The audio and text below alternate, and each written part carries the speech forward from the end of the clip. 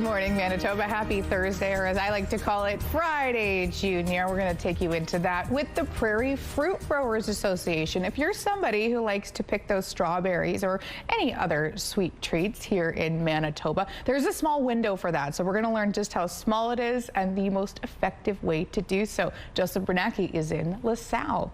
First, here's a look at your headlines. It was supposed to be a routine flight until two planes collided mid-air. Today we learned more about one of the pilots lost and where the investigation stands. Wildfire threatens a northern community and those with the most at stake are being evacuated. We break down what's happening and what comes next. And Barbie is breaking barriers again, how the iconic doll is empowering kids with the type 1 diabetes across the world. Terry, this morning, usually, especially when I'm out doing the lives, other people go, well, it's going to be so hot. Yes, it is. But in the morning, it tends to be chillier. Today, that wasn't the case for me. No jacket. Right? I noticed the same thing too. Windy though, very strong winds this morning, which will be tapering off. We're not going to deal with this intensity of wind throughout the day, but right now you can see our camera shaking out there as the winds are out of the south-southwest and gusting to 41 kilometers per hour. 22 degrees, it feels like 29 once you're factoring in that humidity, which is sitting at 84%, the pressure on the rise. Now, our warnings map lit up like a Christmas tree. Christmas in July. I apologize for the colors that are used here. I don't come up with them. I have a son who's colorblind, and I know that this is going to be a little bit tricky. There is a difference in these colors right here. There's more of a mustard yellow, and then there's a brighter yellow. So let me explain this. The kind of mustard yellow, the darker yellow, that's the air quality statement or advisory. We've been dealing with it for the past couple of days regarding the smoky haze. Purple would be the air quality warning, just stepped up a notch, still in east central Saskatchewan. And that warning is still technically in place in around the Thompson area, but a bigger warning, something to be concerned about, is the thunderstorm watches is the yellow, warnings in the red. That's what you're seeing there. So there's thunderstorm activity. And then, of course, the pink, we talked about that yesterday, too. That is the heat warning. Lots of things going on the map today, including the storms, and you can see them showing up here. We, too, could be seeing some showers or thunderstorms. Here's a look at the futurecast, how things will play out today. It's not just today, still overnight, and, in fact, even for tomorrow, that possibility of storms will continue. Hot temperatures for the rest of this week, really. Well, tomorrow we should see the temperatures settling a little bit. Certainly for today, we'll be feeling the heat. Tomorrow settling closer to what is normal for this time of year, into those mid-20s, and then ramping up again as we look ahead to a hot weekend. Thank you, Terry. We're learning more about one of the pilots who died when two planes collided on Tuesday south of Steinbach. The mid-air crash happened just shy of a runway near a flight training school where the pilots were learning to fly. CTV's Jeff Keel has details on the pilot and the latest on the investigation into the crash. One of the two pilots killed in the deadly plane crash near Steinbach has been publicly identified. On Tuesday, RCMP responded to a mid-air collision south of a runway at Harv's Air, a flight training school. The two pilots of both aircraft were pronounced dead on the scene. Now, in a post on X, the Consulate General of India in Toronto says Srihari Sukesh was one of them. With profound sorrow, we mourn the tragic passing of Mr. Srihari Sukesh, a young Indian student pilot who lost his life in a mid-air collision near Steinbach, Manitoba. We extend our deepest condolences to his family. The post goes on to say the consulate has contacted the family, the school, and police to provide assistance. A Facebook page with the same name describes Sukesh as a private pilot, and there's this quote, "Once you have tasted flight, nothing else will stop you." On Tuesday following the crash, the owner of Harv's Air confirmed the two pilots were performing routine takeoffs and landings at the time. On Wednesday, the Transportation Safety Board said investigators are gathering information and assessing the accident. While on final approach to runway 36, the two aircraft collided in midair and then with the terrain, approximately a quarter of a mile from the threshold at around 8:43 local time. A post-impact fire ensued. Prior to this mid-air collision, the TSB says there have been 45 in Canada since 1990, including one in Manitoba. Jeff Keel, CTV News, Winnipeg. The TSB says mid-air collisions of two aircraft are rare. In fact, that they account for only 0.4% of all air accidents. A Northern First Nation is preemptively planning to evacuate some of its members as Manitoba's wildfire situation intensifies. Nisituaysik Cree Nation announced late on Tuesday it has approved an evacuation order for Priority 1 members. The community is located at Nelson House, some 80 kilometers west of Thompson. There's a fire burning about 20 kilometers to the north. According to NCN officials, Priority 1 includes people who are frequently in need of hospital or nursing care, those undergoing dialysis, living with terminal illnesses, heart conditions, or chronic respiratory issues. Children with complex medical needs and those with high-risk pregnancies are also urged to evacuate. NCN is reminding evacuees to bring a go bag with medications, ID, and proof of residency. Residents of another northern community are under a mandatory evacuation order. The town of Snow Lake issued an order last night directing all non-essential personnel to leave by noon today. The town's Facebook post advises those leaving to check in at the Leela Soccer Complex in Winnipeg, where they will be housed on cots as no hotel rooms in the city are currently available. Snow Lake is about a 7-hour drive from Winnipeg. HealthLinks has opened up a new line for those impacted by wildfires. The agency says that you can call either or the number on your screen and press 1 for help finding your loved ones if they've been relocated from a hospital or personal care home. Evacuees can also speak with a nurse about health care concerns and learn about services offered in their area. And the province says that the southern portion of Atikai Provincial Park is closed of 5 p.m. yesterday. That includes the Blood Vein and Gammon River corridors and Aikens Lake. It says anyone in the area must leave. There are now 98 active wildfires in Manitoba, 15 more than on Tuesday and 30 more than a week ago. Chip designer NVIDIA has taken the crown as the world's most valuable company. The tech giant, the first public company ever to top $4 trillion U.S. in value.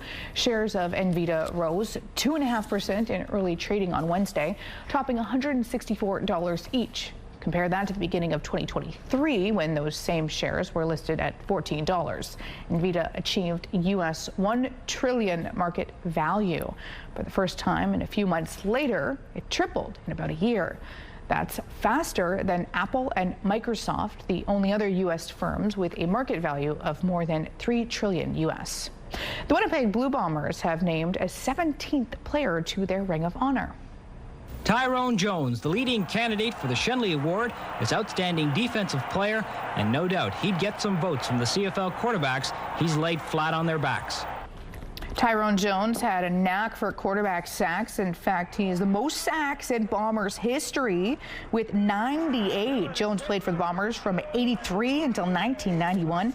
He was a key player in the Bombers' Grey Cup win in 84 and 1990. Jones was diagnosed with an inoperable brain cancer and died in 2008 at the age of 46. He'll be honored in a ceremony at the Banjo Bowl against the Saskatchewan Roughriders on September 6th. The Ring of Honor celebrates Bombers players and people who helped build and support the team. Mattel is expanding its representation with the launch of a Barbie doll that has type 1 diabetes. The doll's accessories include insulin patches, a glucose monitor, and an insulin pump. And that means to increase awareness of the condition and to help young people with diabetes feel more confident. To ensure an accurate representation of the community, Mattel partnered with type 1 diabetes charities to design the medical equipment.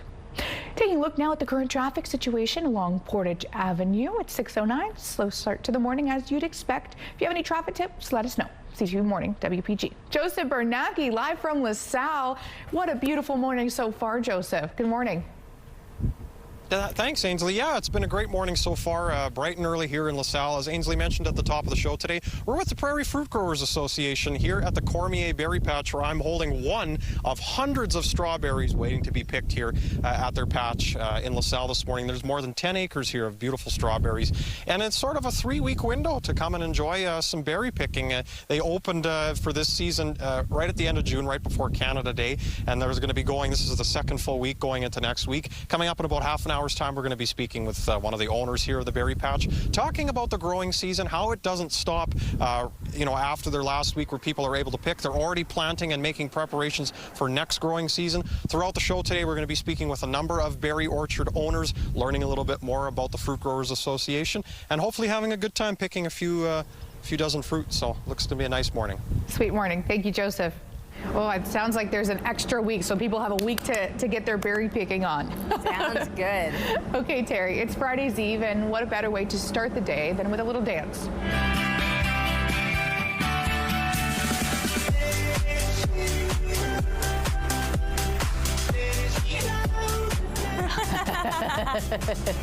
Shimmy a day keeps the sad away. I like that she caught on right away. Those kids, they're smart. I caught on too. Ready for this one. Yeah, time to celebrate. Yeah, well, lots to celebrate today as I'm watching the sun just cracking the tops of some of the buildings in the downtown area. That morning glow looking gorgeous. Off to the west, though, I see some somewhat ominous looking clouds. It's windy out here this morning. Whew. That breeze a little bit lighter than it was in the 5 a.m. hour when it was gusting to 41 clicks. Now it's only gusting to 35 clicks and will likely taper off as the day goes on. 22 degrees, feels like 28. That humidity dropping, but still having an effect on what it feels like out here right now. The pressure rising and the humidity sitting at 78%. Plenty of sunshine to kick off your morning, but then the chance that we see some storms more likely into the afternoon, although as I'm looking at those clouds just off to the west, I don't know if it is more likely into the afternoon. We could be getting clipped with around this morning yet too. And across the province, nearly everybody has that chance of showers or thunderstorms. Where the watches and warnings are currently in place right now is actually through parts of the northeast. So that's where it's a little more imminent, these storms at this very moment. There's also the air quality warnings across the province. All sorts of warnings that we're dealing with. And the heat, we got to talk about that too. Headed to a hot high of 32 degrees. Taking a break right now. We'll be back with more on CTV Morning Live. Weather brought to you by Blinds Are Beautiful at 900 Lorimer Boulevard, featuring Hunter Douglas shades.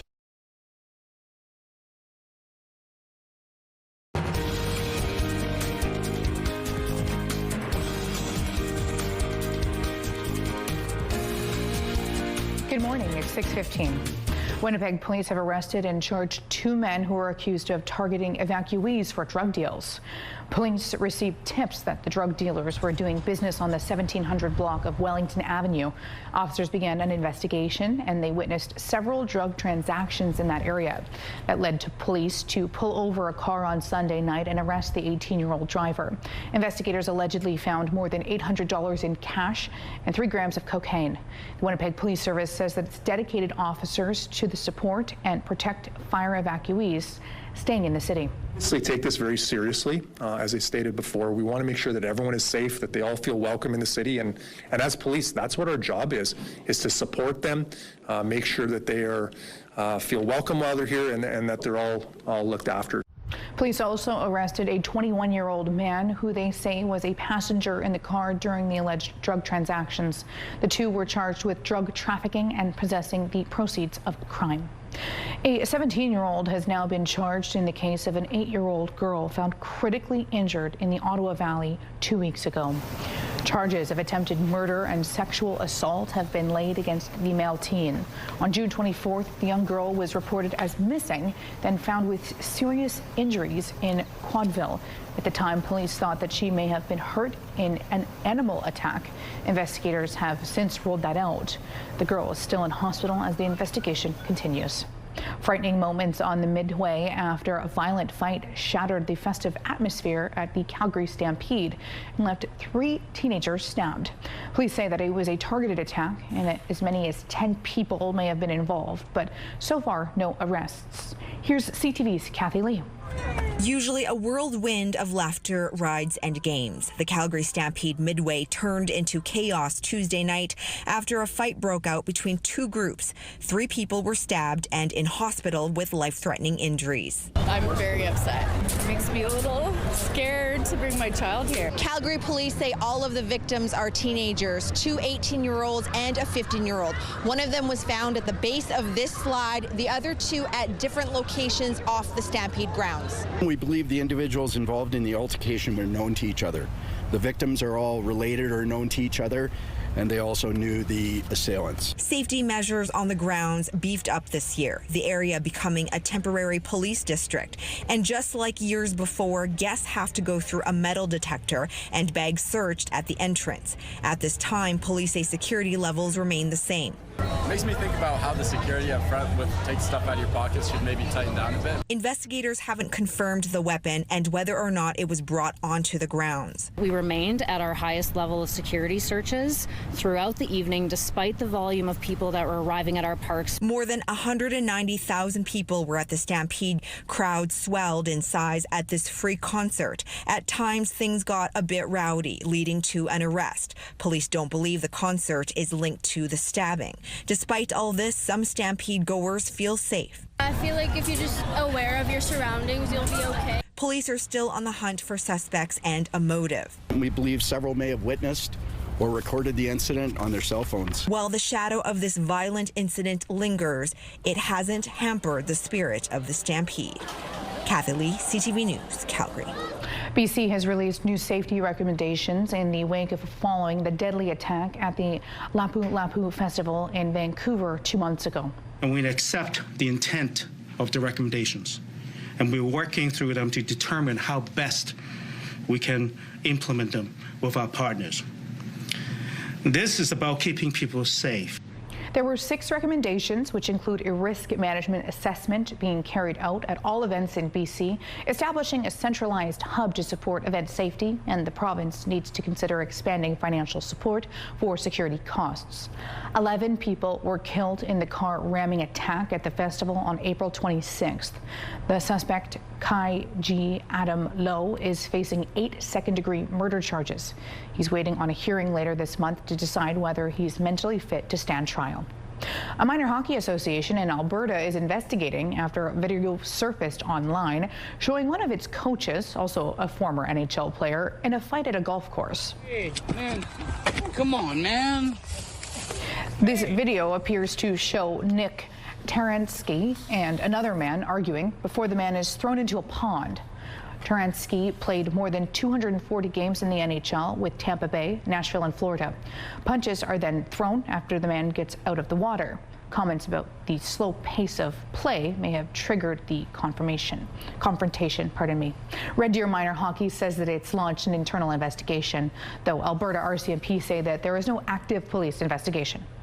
The hospital network in London, one of Ontario's largest, has launched a multi-million-dollar lawsuit against former employees over allegations of fraud. The London Health Sciences Centre is seeking more than $50 million in damages. Those accused include a senior executive and contractors who the hospital says manipulated procurement processes, inflated invoices, and wrongfully awarded contracts for almost a decade. The hospital is also suing former executives and a consulting firm for $10 million, alleging that they ignored or concealed evidence of the fraud. Taking a look at the current traffic situation, or I should say lack thereof, at Confusion Corner. I'm sure things will pick up later in the day. Let us know if you spot otherwise. CTV Morning Live Traffic brought to you by Mr. Lube Plus Tires. No appointment needed. A look now through the Bath Fitter Live Eye. Bath Fitter, your bath and shower experts for more than 40 years. A few darker clouds looking off to the west, off to the east, just seeing the sunshine, but we could get that little clash of the clouds rolling over us with some storms passing by. We are seeing them on the satellite image currently. I'll show you that in just a second. First, though, let's talk about these temperatures well above seasonal to kick off your morning. 22 degrees right now in Winnipeg. Most of the south is above seasonal with 13 degrees being that normal low temperature. And instead, we're either in the high teens or the low 20s to begin the day. It's a little bit breezy out there, though, although that wind should be tapering off. We aren't expecting those really strong winds to last throughout the day. Those warm temperatures being felt right up into northern Manitoba, mid to high teens, even some low 20s at this time. Warnings map, I talked about this earlier. Apologies for the poor contrast in colors, but there is a difference between the brighter yellow that you're seeing here. Oh, and the warning just went away. That was the red, so it's downgraded now just to a thunderstorm watch. That's the brighter yellow. The more mustard yellow that you're seeing around there is the air quality warning. We do still have a smoke warning in around the Thompson area. It's just being overridden right now by that thunderstorm warning. Smoke warnings off to the east as well. Heat warnings, that's the pink that you're seeing. So lots going on this morning. And you can see here on the satellite image what I'm talking about. Lots going on. Those thunderstorms that are rolling up around the Thompson area that have prompted the warnings. Although we too are seeing some activity here in the south. And the heat, you're going to be feeling that. I mean, already above seasonal to kick off your day. Noontime temperatures, low 20s or high 20s here in the south, pushing up into the low 30s as we continue on into the afternoon. Chance of showers or thunderstorms through the day, but even overnight and through tomorrow as well. Cooler temps for tomorrow, only for a day. We're on the rise again. It's going to be a hot weekend. Posing amongst the petunias, this is Gator and Harlow looking oh so pretty. Thanks to Pat for the photo, and keep them coming, please, to Winnipeg Weather, ctv.ca. We'll see you right after this break. Good morning. If you have guaranteed investments with your bank, you may make returns of 4 to 5% a year, and your money should be safe and secure. Some people hoping to make even more money chose private investing, but it can be risky. Here's CTV's Pat for it. How much does $30,000 mean to you, Helen? That's my life. Helen Boodoo of Scarborough says it was a year and a half ago when someone she knew offered her the chance to invest in a landscaping company. I said, fine, I don't mind. And then I go take out all my money from my bank and give it to them. And then now I'm broke. Boodoo was told if she invested $30,000, she would get back her principal plus $3,000 interest in just 2 months. She had them sign a promissory note, but when it was time for her funds to be returned, she was told the money was gone. I tell them I want my money. She said, we don't have no money. You give me free money and we enjoying the money. I cry every day. Every day I cry. I'll park some money there and just try something different than stocks and bonds. Nick Hatzamalis of Richmond Hill saw an opportunity to invest in real estate. He invested $60,000 and was told he would receive interest payments for a year and a half and then get back his entire amount. He did receive some monthly payments, but they stopped, and now he's worried his entire investment is in jeopardy. Now I'm in a position where I can't get my money back. At least not anytime soon. I took that gamble and it bit me. Remember that your money is going out there. Remember to be safe. Get a third-party opinion. Marani Law, a firm that helps investors with private lending, says there are risks involved and you need to do your research carefully before investing. Go to a lawyer or somebody in the industry who's able to review the documentation before you release your funds. Boodoo went to court to try and get her money back, but her case is at a standstill. Hatzamalis is hopeful his funds will eventually be returned, but both regret trying private investing. I'm 73 years old, and that is all I'm living on, and they don't want to pay me. So what am I supposed to do? That's what I was going for, something safe, something that I knew I was going to get my money back. I probably would have been better off just putting in a GIC. Pat Foran, CTV News. It's that time of year, Manitoba, and CTV and Chicken Chef want you to show off how you're soaking up the season. From concerts to golf days and getaways, whatever makes your summer magical, we want to see it. Last year's moments were amazing, and now it's your time to shine. Show us your sunshine for a chance to win the $5,000 grand prize, plus a daily $50 Chicken Chef gift cards, giveaways. And that's not all. You could also snag an Akona Aruba stand-up paddleboard from Wilderness Supply. So grab your phone and share your summer with us today. CTV Morning Live is brought to you by Robin's Donuts, your favorite stop. It's 22 degrees already in Winnipeg. It feels like 28 when you're factoring in that humidity. South-southwest winds are gusting to 35 kilometers per hour. The pressure on the rise and the humidity, it's been dropping now, 78%. So thankfully, the humidity is starting to drop off a little bit, but still very muggy conditions this morning. Lots of activity on our watches and warnings map. Oh, that just disappeared. So it was yellow there a second ago, a different yellow than this. So that was a thunderstorm warning, or a watch, pardon me, that has now been lifted. But now behind it, we could see the smoke warning that remains in place around the Thompson area, around east central Manitoba as well. All of the thunderstorm watches and warnings have lifted now for the province of Manitoba. I think there's still some activity. Yeah, that's a thunderstorm watch in Saskatchewan right now. And when I show you the satellite image, you'll see there's activity nearby. There's air quality warnings all across the province, and still that heat warning Off to the east of us, here are the thunderstorms that are currently rolling through parts of northern Manitoba, but even a little bit here in southern Manitoba. Not enough to prompt the warnings at this time, but we could notice things changing as the day goes on. 32 degrees, winds out of the south at about 30 clicks will be easing, tapering off down to 17 overnight. That risk of storm continues tonight and throughout tomorrow. A little bit cooler for tomorrow before those temperatures ramp up again. So we've got hot stuff coming our way this weekend and more precipitation into next week. Thank you, Terry. A man in his 80s has died after the SUV he was driving rolled over inside of a Winnipeg parking garage. Police say that it happened on Tuesday evening in the first 100 block of Paget Street. That's in Linden once. Investigators believe that he suffered a medical event which led to the rollover. His passenger, a woman in her 80s, was brought to hospital with non-life-threatening injuries.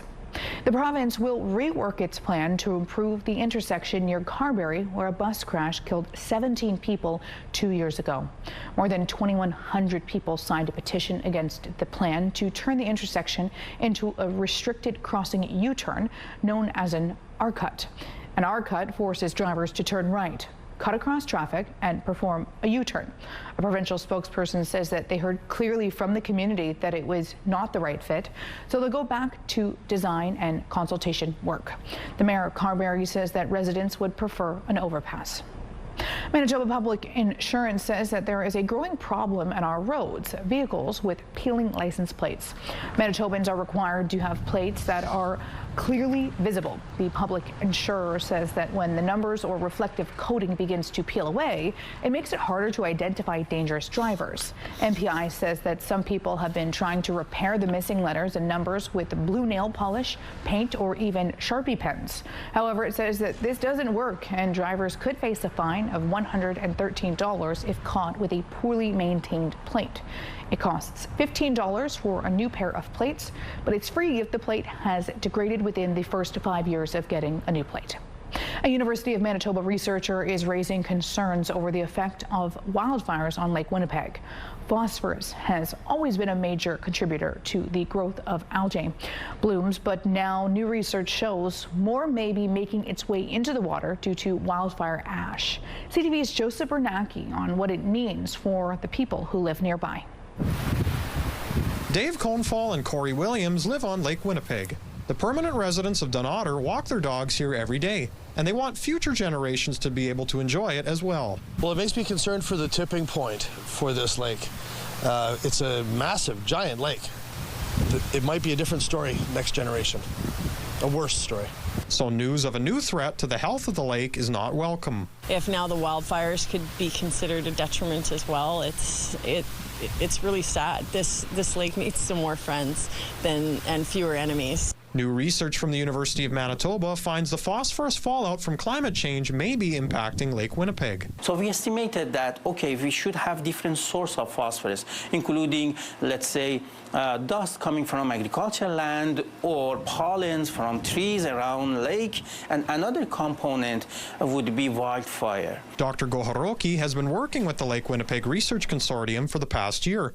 The NMAO brings teams out on the lake 3 times a year. This spring, they studied the impact of wildfire ash on the lake as a busy wildfire season unfolded. Early findings indicate particulates from the ash contribute to phosphate levels which increase algal blooms. This filter was taken near Gimli before the wildfires, this one after. Williams said she and her husband won't swim in the lake anymore, and she worries about her dogs swimming there too. Especially with the dogs, you can't really train them not to drink the water. Joseph Bernacki, CTV News, Dinosaur. U.S. President Donald Trump says a 50% copper tariff will come into effect on August 1st, and that is Canadian producers concerned about what happens next. We're worried that our finished product being shipped over will be tariffed, hence cutting us out of the market compared to companies in Michigan or the U.S. In a social media post, President Trump cited national security as the reason behind this tariff. The U.S. imports almost half of the copper it uses. In 2023, more than half of Canada's copper exports went to the U.S. China and Japan were the next two biggest markets.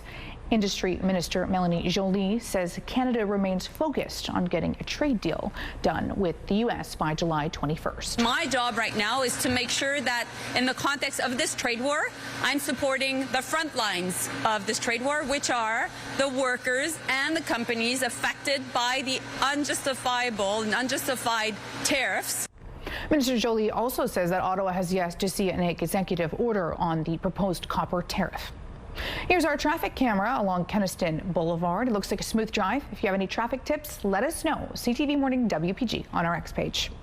Here's a look at your gas prices. The Canadian average stands at $1.36. The provincial average is lower at $1.30.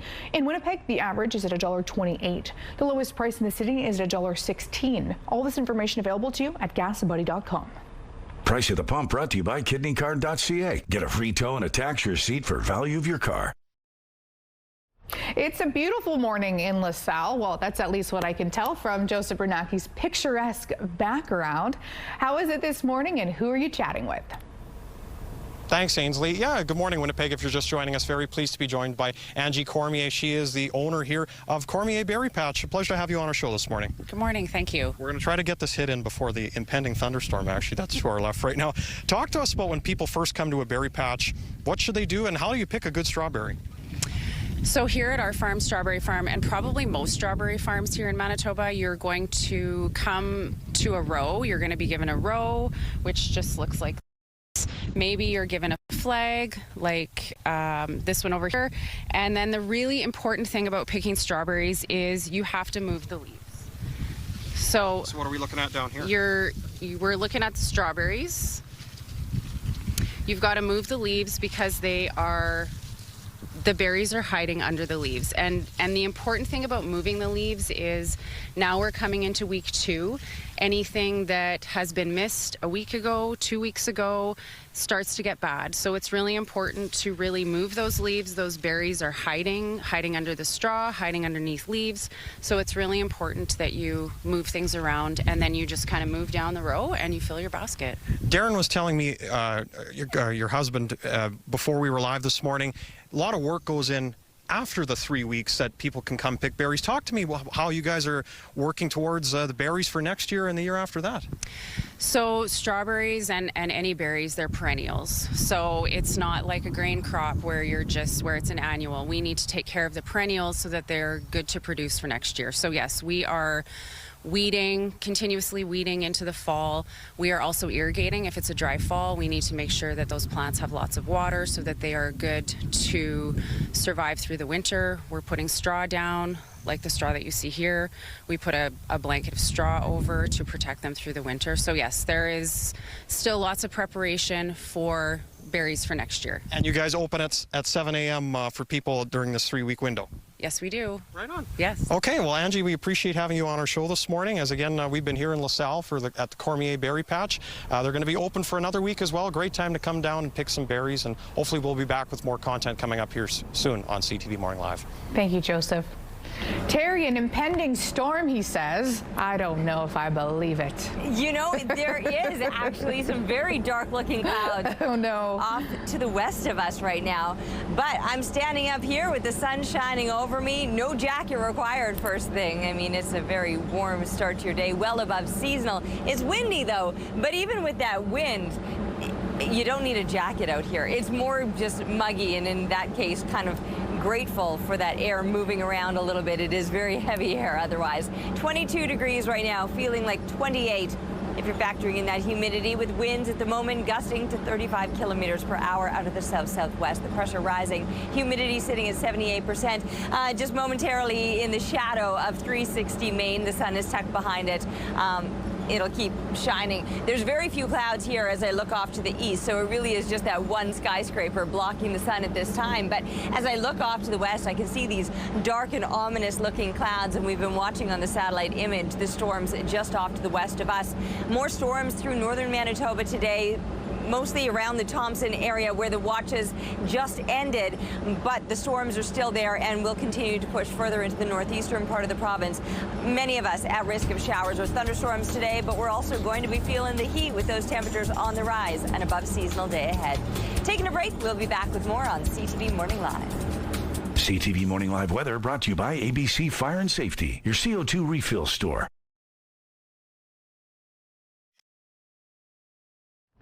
It's a quiet start on Wall Street this morning, with the futures pointing to slight losses across the board. Dow futures are down 52 points. NASDAQ futures are slipping, down 4 points, while S&P futures are off by just over 4 points as well. The Canadian dollar is seeing a slight decrease this morning. Overseas, the Hang Seng is on the rise, up 136 points, while Japan's Nikkei is down 174. Good morning. A group that provides support for women and gender diverse Winnipeggers is having to end some of its services due to a drop in funding.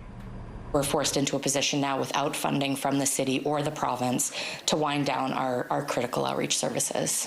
In April, the West Central Women's Resource Center learned it would have to seek funding from the city for its outreach programs instead of the province. But instead of receiving help for 3 teams, like the city provided last year, only 1 team was selected to provide 24/7 services. WCWRC says that it couldn't provide that, and so Main Street Project was awarded funding to provide outreach for the whole city.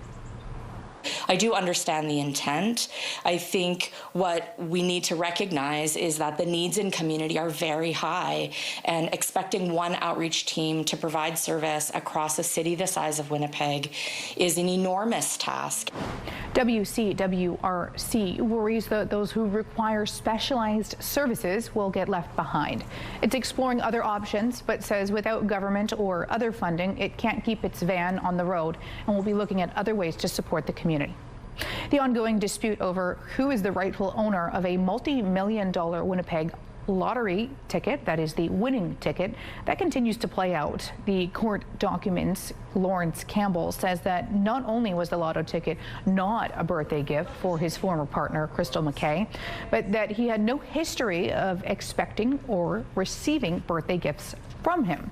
Campbell also maintains that the two were still in a relationship at the time, contradicting McKay's suggestion that she had actually ended their relationship a month before the win.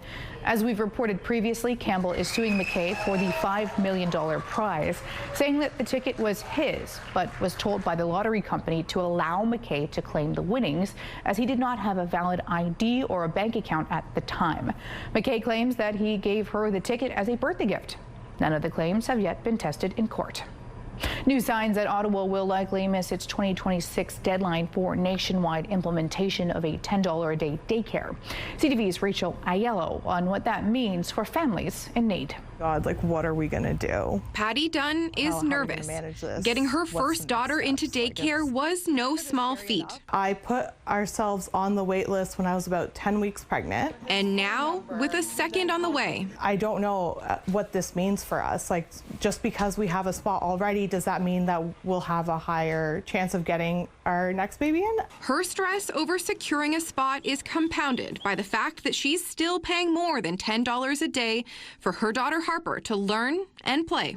And she's not alone. A new report found that while costs are coming down across the country, governments have more work to do to meet that target nationwide by next year.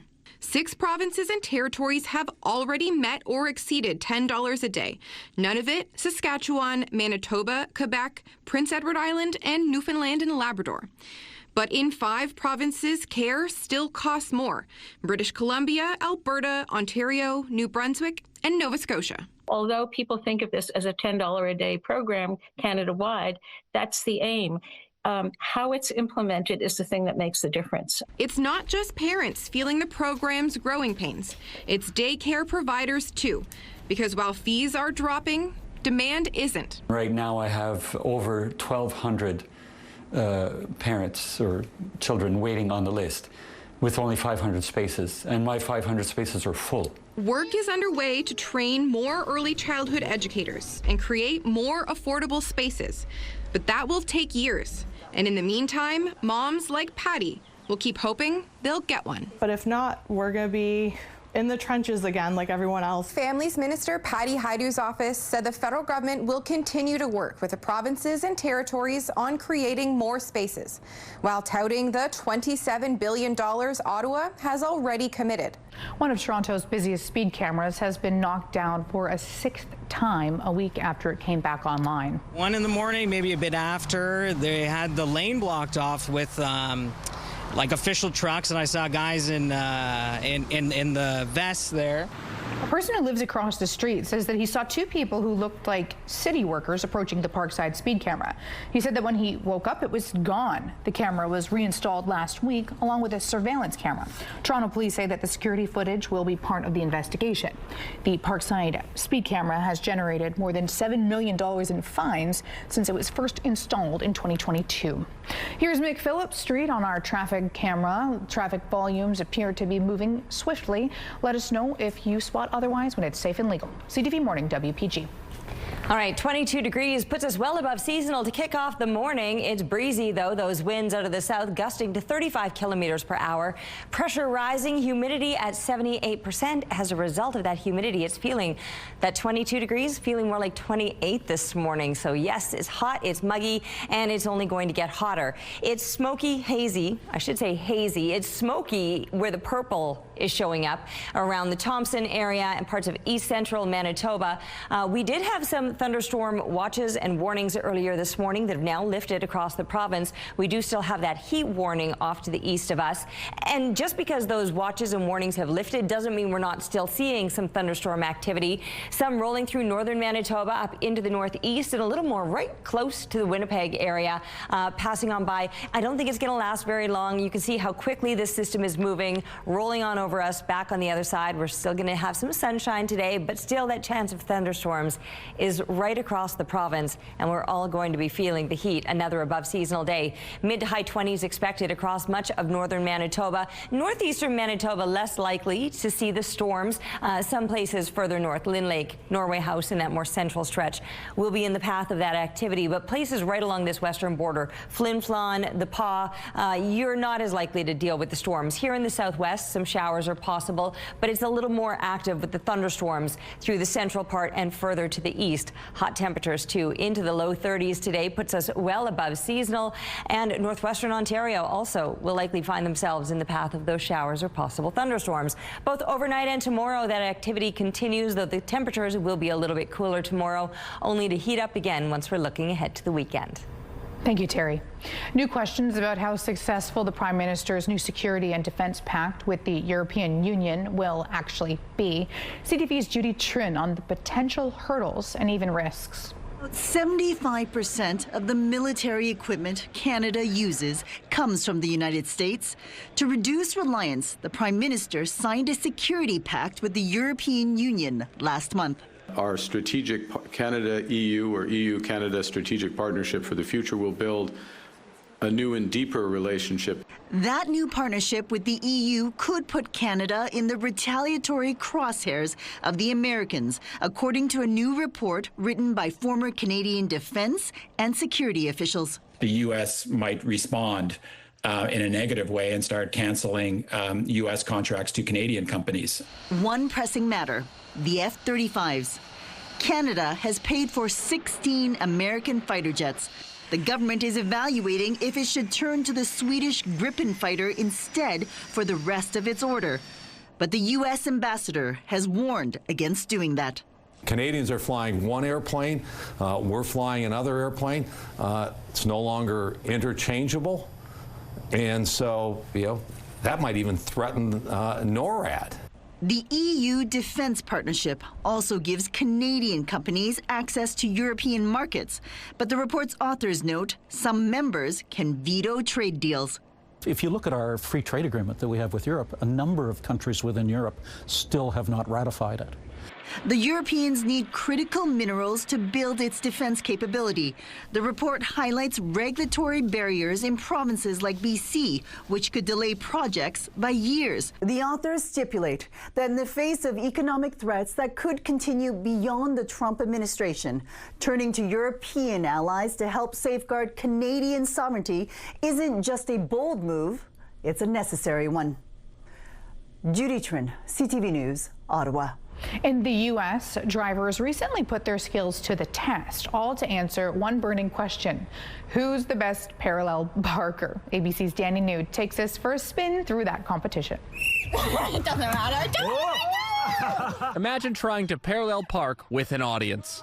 I like the idea that you guys made parallel parking more stressful. A few days ago, Daniel and Stephanie here hosted their first ever parallel parking competition outside of Daniel's home in Portland, Oregon. It's really fun to just sit and watch people and how good or bad they are at it. And I think that was one of the goals. Daniel and his husband in the yellow vest there, Casey, live near a restaurant and always find themselves watching folks attempt to parallel park in front of their house. They were also inspired by a similar contest in Pittsburgh. But after posting a couple handmade signs around town, soon dozens of folks were having picnics in their front yard as they watched their fellow Oregonians attempt to land a high score within Stephanie's strict algorithm. It was decided based on how long your car was versus how much time it took you to get in the spot versus how far from the curb you were. As you can see, some people came with SUVs. While one less experienced competitor totally nailed it with a smaller red hot rod. Either way, no matter the car size, everyone had to place a piece of cardboard over their rearview camera, including, yes, the little hot rod.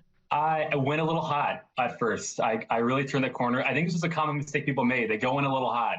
Local reporter for Oregon Public Broadcasting, Joni Land here, gave it a whirl, and while Joni did not win, their post picked up thousands of likes on Instagram. One commenter writing, "Next contest idea, merging." After around 50 people competed, Ava here was crowned with the grand prize of a golden Subaru trophy Daniel created. And a few days later, Daniel says he even received a voicemail from the Portland Bureau of Transportation asking if they can all team up together next year. So I guess it's happening next year. The Bureau of Transportation seems to think so. It's that time of year, Manitoba. CTV and Chicken Chef want you to show off how you're soaking up this season. From concerts to golf days and getaways, whatever makes your summer magical, we want to see it. Last year's moments were amazing, and now it's your turn to shine. Show us your sunshine for a chance to win the $5,000 grand prize, plus daily $50 Chicken Chef gift card giveaways. And that's not all. You could also win an Kona Aruba stand-up paddleboard from Wilderness Supply. Grab your phone and share your summer with us today.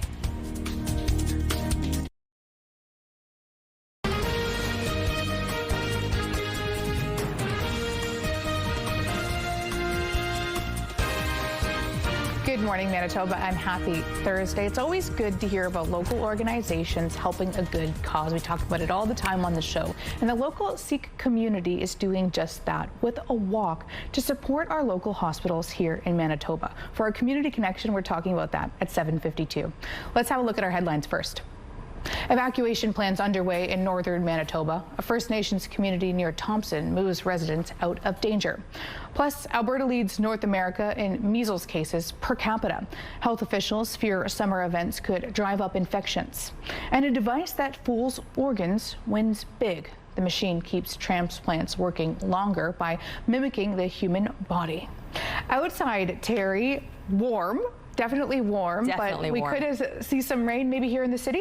You know, there's going to be passing storms throughout the entire province at times today. Right now, you can see those really dark-looking clouds off to the west. It's 22 degrees. That puts us well above seasonal. It's breezy, though. Those winds out of the south-southwest, they're gusting to 35 kilometers per hour. Pressure rising, humidity 78%, and a humidex value of 28. Now, heat and humidity, we know that's a combination to set us up for some storms. Although all of the watches and warnings regarding the storms, which were issued earlier this morning, they've all been lifted now through Manitoba. However, the air quality warnings remain in place, so the haze or the straight up smoke in the purple areas right around Thompson, east central Manitoba. And then, of course, there's the heat warning off to the east of us. I honestly thought that we would have had a heat warning issued for much of Manitoba with the temperatures expected today, but nothing like that. I mentioned the storm, so here you can see just right passing over us, those dark looking clouds. Well, this is why. Now, it's a fast moving system. It won't take long, but we are seeing that thunderstorm activity at this time and up into northern Manitoba as well. That'll be pushing into the northeast. Then once that first round passes through, we might get some sunnier breaks again, only to see more activity developing again into the afternoon. Overnight, still that risk of showers or thunderstorms continues. continues. And in fact, even for tomorrow, though the temperatures themselves will be cooler, that risk of storms continues. It's the weekend when things are looking a little bit drier and then a little bit warmer, because after a cool down tomorrow, we're seeing the temperatures back to seasonal and even rising to a hot Sunday as we're wrapping up the weekend. Thank you to Kathy for our art today. Very beautiful. And we would love to see your art. If you're working on a project right now, take a picture and send it to us. Winnipeg weather at ctv.ca. Thanks, Terry. Some breaking news this morning as Winnipeg police report a busy Wednesday evening and overnight shift. Police say that a pedestrian was struck by a vehicle at around 7 p.m. Wednesday on Balmoral Street. They say that the person hit may have been run over while lying in the roadway. Police are also probing a stabbing at around 1 this morning at the Forks. As well, they're looking into a reported shooting incident in the 700 block of Selkirk Avenue. The two victims survived, but police say that they are not cooperating with investigators. Finally, police say that a suspicious fire this morning in the Exchange District is under investigation. The blaze was reported at around 5 a.m. in the 400 block of Main Street. CTV News has reached out to police for more details on all of these incidents. A warning now about a high-risk sex offender who's been released from prison and considered a high risk to reoffend. 34-year-old Richard Kofi Asante was convicted of sexual assault in 2023. He served his sentence and was released from an Edmonton prison on Wednesday. The Manitoba Integrated High-Risk Sex Offender Unit says that it expects Asante to live in Winnipeg. They say he did not complete sexual offender treatment and is considered a high risk to reoffend against adult females. Authorities say any form of vigilantism will not be tolerated. We're learning more about one of the pilots who died when two planes collided on Tuesday south of Steinbach. The mid-air crash happened just shy of a runway near a flight training school where the pilots were learning to fly. CTV's Jeff Keel has details on the pilot and the latest on the investigation into the crash. One of the two pilots killed in the deadly plane crash near Steinbach has been publicly identified. On Tuesday, RCMP responded to a mid-air collision south of a runway at Harv's Air, a flight training school. The two pilots of both aircraft were pronounced dead on the scene. Now, in a post on X, the Consulate General of India in Toronto says Srihari Sukesh was one of them. With profound sorrow, we mourn the tragic passing of Mr. Srihari Sukesh, a young Indian student pilot who lost his life in a mid-air collision near Steinbach, Manitoba. We extend our deepest condolences to his family. The Post goes on to say the consulate has contacted the family, the school, and police to provide assistance. A Facebook page with the same name describes Sukesh as a private pilot, and there's this quote, "Once you have tasted flight, nothing else will stop you." On Tuesday following the crash, the owner of Harv's Air confirmed the two pilots were performing routine takeoffs and landings at the time. On Wednesday, the Transportation Safety Board said investigators are gathering information and assessing the accident. While on final approach to runway 36, the two aircraft collided in midair and then with the terrain, approximately a quarter of a mile from the threshold at around 8:43 local time. A post-impact fire ensued. Prior to this mid-air collision, the TSB says there have been 45 in Canada since 1990, including one in Manitoba. Jeff Keel, CTV News, Winnipeg. The TSB says mid-air collisions of two aircraft are rare. In fact, they account for only 0.4% of all air accidents. A Northern First Nation is preemptively planning to evacuate some of its members as Manitoba's wildfire situation intensifies. Nisittuwasik Cree Nation announced late Tuesday it has approved an evacuation order for Priority 1 members. The community is located at Nelson House, some 80 kilometers west of Thompson. There's a fire burning about 20 kilometers to the north. According to NCN officials, Priority 1 includes people who frequently need hospitals or nursing care, those undergoing dialysis, living with terminal illnesses, heart conditions, or chronic respiratory issues. Children with complex medical needs and those with high-risk pregnancies are also urged to evacuate. NCN is reminding evacuees to bring a go bag with medications, ID, and proof of residency. Residents of another fire-threatened northern community are under a mandatory evacuation order. The town of Snow Lake issued an order last night directing all non-essential personnel to leave by noon today. The town's Facebook post advises those leaving and needing accommodations to help check in at the Leela Soccer Complex in Winnipeg, where they will be housed on cots as no hotel rooms in the city are currently available. Those who are able to are advised to stay with family or friends. Snow Lake is about a 7-hour drive from Winnipeg. HealthLinks has opened up a new line for those impacted by the wildfires. The agency says that you can call either them or the numbers on your screen and press 1 for help finding your loved ones if they have been relocated from a hospital or personal care home. Evacuees can also speak with a nurse about healthcare concerns and learn about services offered in their area. A giant in the world of agriculture equipment as a hometown success story has died. Maser Group says its president and CEO, Bob Maser, has died.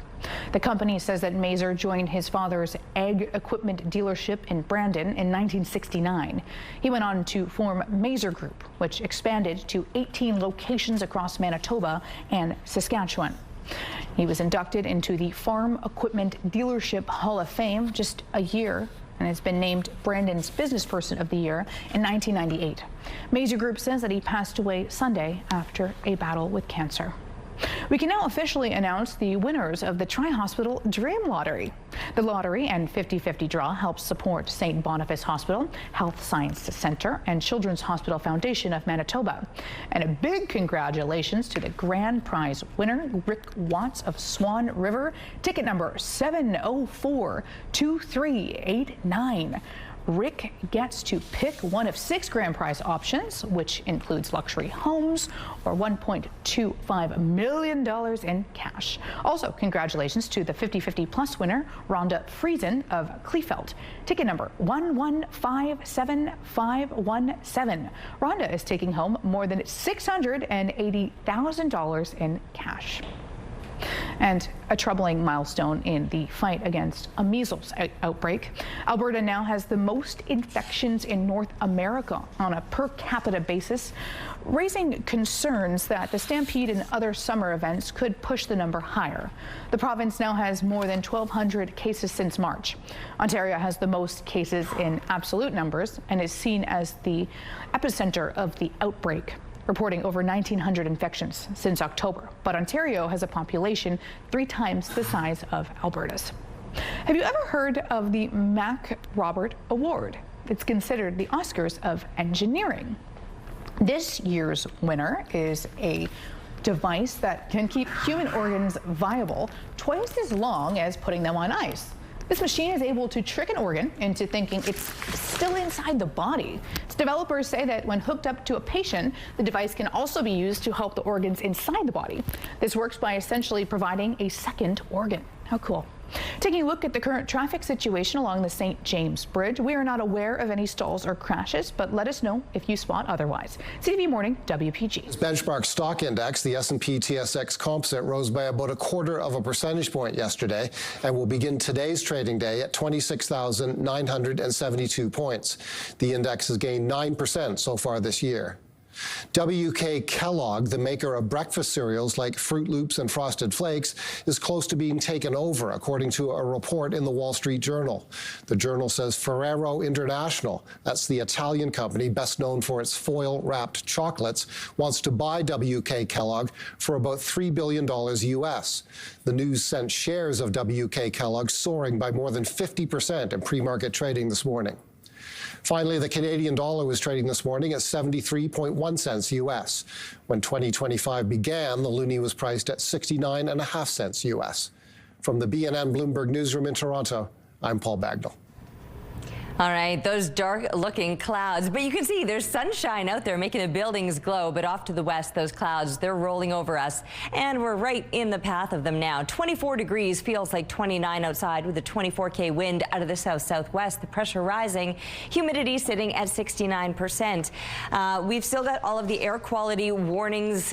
That's the purple that you're seeing in areas through the Thompson area, east central Manitoba.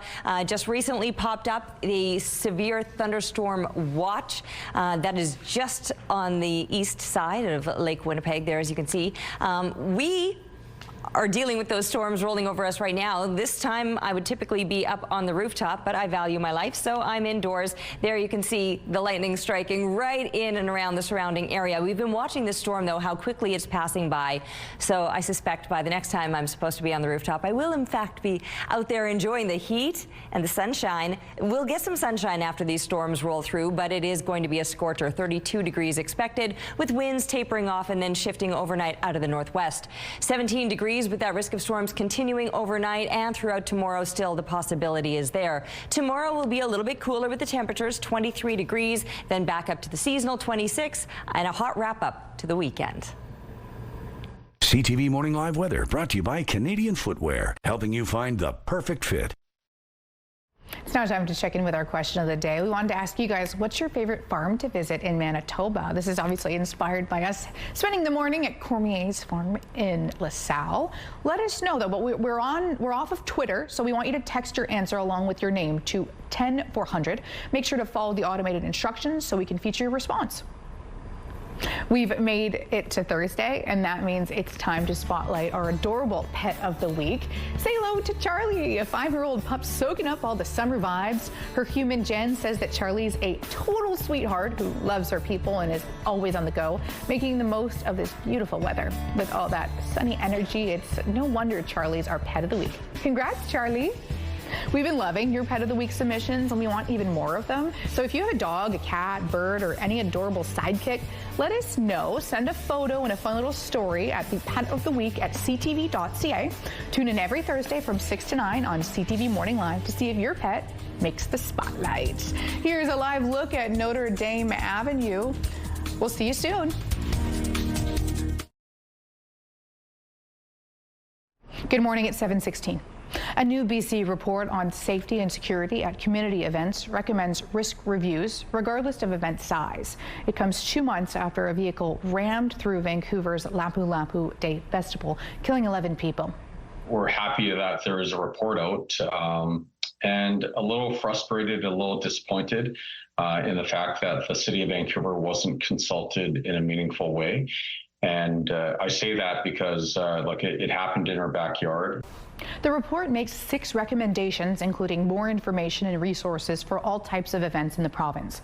It says many celebrations rely on volunteers with little training or funding. The BC Community Safety Minister says that the next step is understanding which parts of the report can be implemented now.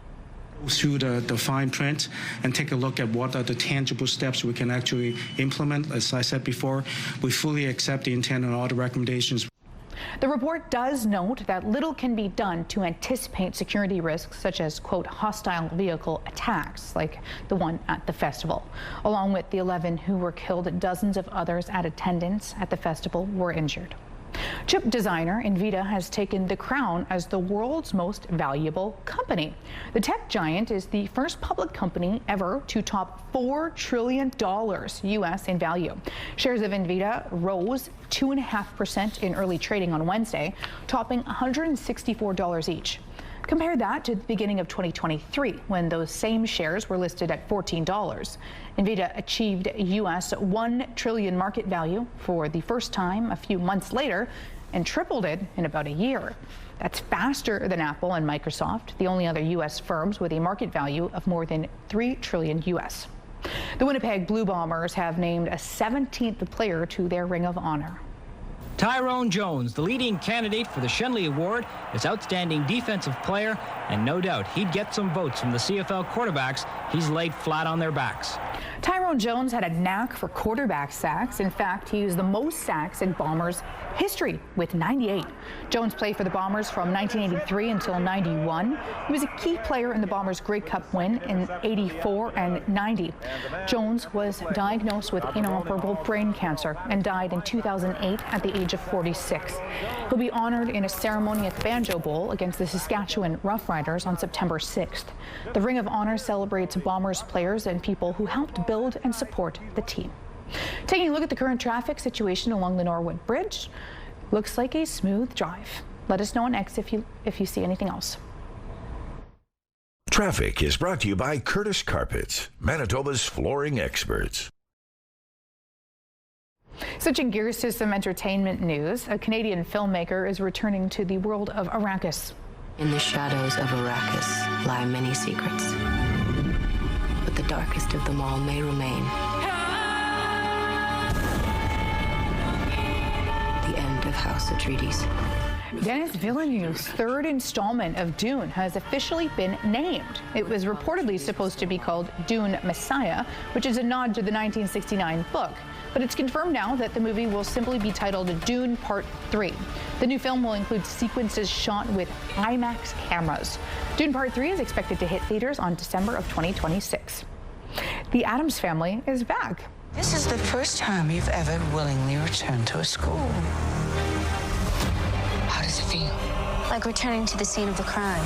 The official trailer for the second season of Wednesday is out now. Fans will see the return of Jenna Ortega and Catherine Zeta-Jones. Part 1 is coming on August 6th. Part 2 of the second season will drop on September 3rd. Your primetime lineup kicks off at 7 with Transplant, followed by Good Cop, Bad Cop at 8. It's all happening on CTV tonight. Outside, Terry, it's warm, windy, and maybe some droplets as well. Yeah, there's some storms passing through that have kept me inside longer than I would like. I mean, my favorite thing to do is go up and check on my flowers, see what the conditions are like outside. And you can see some patches of blue sky, certainly as we look now through the Bathfitter Live Eye. Bathfitter, you're bath and shower experts for more than 40 years. That's looking off to the east, though, I believe. That was looking to the east, right? I think so. Anyway, and then those darker clouds right above. So as far as the conditions go, we're going to be dealing with these storms passing briefly by, but then still the possibility of more activity throughout the day today. Temperature-wise, though, yes, we are above seasonal. Closer to normal daytime highs than overnight lows. 13 degrees would be a seasonal low. Everybody, even our coolest temperature in the south is 15 degrees over in Roblin, and up to 24 degrees here in Winnipeg right now. Northern Manitoba, mid to high teens. Already, we've got the Island Lake area coming in the low 20s. Storms moving across parts of northern Manitoba as well. It is not just a southern Manitoba thing, and still dealing with that smoky haze. That's all of the yellow regarding the air quality statement or advisory, but the heavier smoke in the purple zones around Thompson, parts of east central Manitoba, and still with that thunderstorm watch. That's that little blotch of red that you're seeing. Here we can look at the satellite image to show storms moving right behind that timestamp that's poorly placed. Here, zooming in, you can see them passing right over the Winnipeg area, and off to the other side, we'll see some clearing after that. But still, it's going to continue to heat up, and it will be warm today. Midday temperatures put us up into the high 20s or mid 20s across the north, and eventually pushing up into the low 30s today. So brace yourself for a bit of a scorcher and a bit of a stormy one too. In fact, those storms could continue overnight and through tomorrow, clearing out, but only getting hotter after a brief cool down for tomorrow. Oh, and this is out in LaSalle right now. Ooh, look at those drags of rain coming down from the clouds. They need it, though. We've been a little bit parched with these dry conditions, so the rain we welcome. And taking a look at our photo today from Pat. Thank you for this. That's Gator and Harlow looking so gorgeous, posing in front of the petunias. We want to see your pictures, too, so keep them coming, please, to Winnipeg Weather at ctv.ca. Thanks, Terry. It's that time of year, Manitoba. CTV and Chicken Chef want you to show off how you're soaking up the season. From campfires and concerts to golf days and getaways, whatever makes your summer magical, we want to see it. Last year's moments were amazing, and now it's your turn to shine. Show us your sunshine for a chance to win the $5,000 grand prize plus daily $50 Chicken Chef gift card giveaways. And that's not all. You could also snag an Akona Aruba stand-up paddleboard from Wilderness Supply. Go grab your phone and share your summer with us today. You've likely heard of Ozempic, a big player in the weight loss market, and the field is getting increasingly crowded. There is a new weight loss drug on the market in Canada that research has shown packs a powerful punch. CTV's Pauline Chan has those details. The new injectable drug is called tirzepatide and is marketed as Zepbound. For Obesity Canada, we're excited about anything that improves access and understanding around the disease of obesity. So having more treatment options is nothing but a great thing. In the big trial that they actually did, patients who were at the highest dose lost about 48 pounds. So that's about 22% of their overall weight change. Whereas with the Wegovy product, we're seeing about a 17% change in weight. Dr. Sean Wharton points out that's in people who started with an already elevated weight.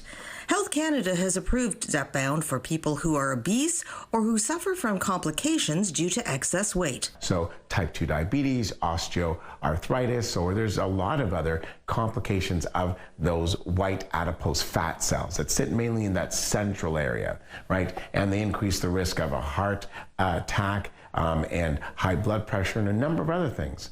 The biggest misconception that people have about obesity is that it's about personal choice and that it's about a lack of willpower or laziness. And we fundamentally know that that is not true. Obesity is a really complex chronic disease that people will live with for their entire lives. Both Obesity Canada and Dr. Wharton say it's not about achieving a movie star figure. People with a large frame don't need weight loss drugs if they are healthy. Provincial funding for Zepbound is still being decided.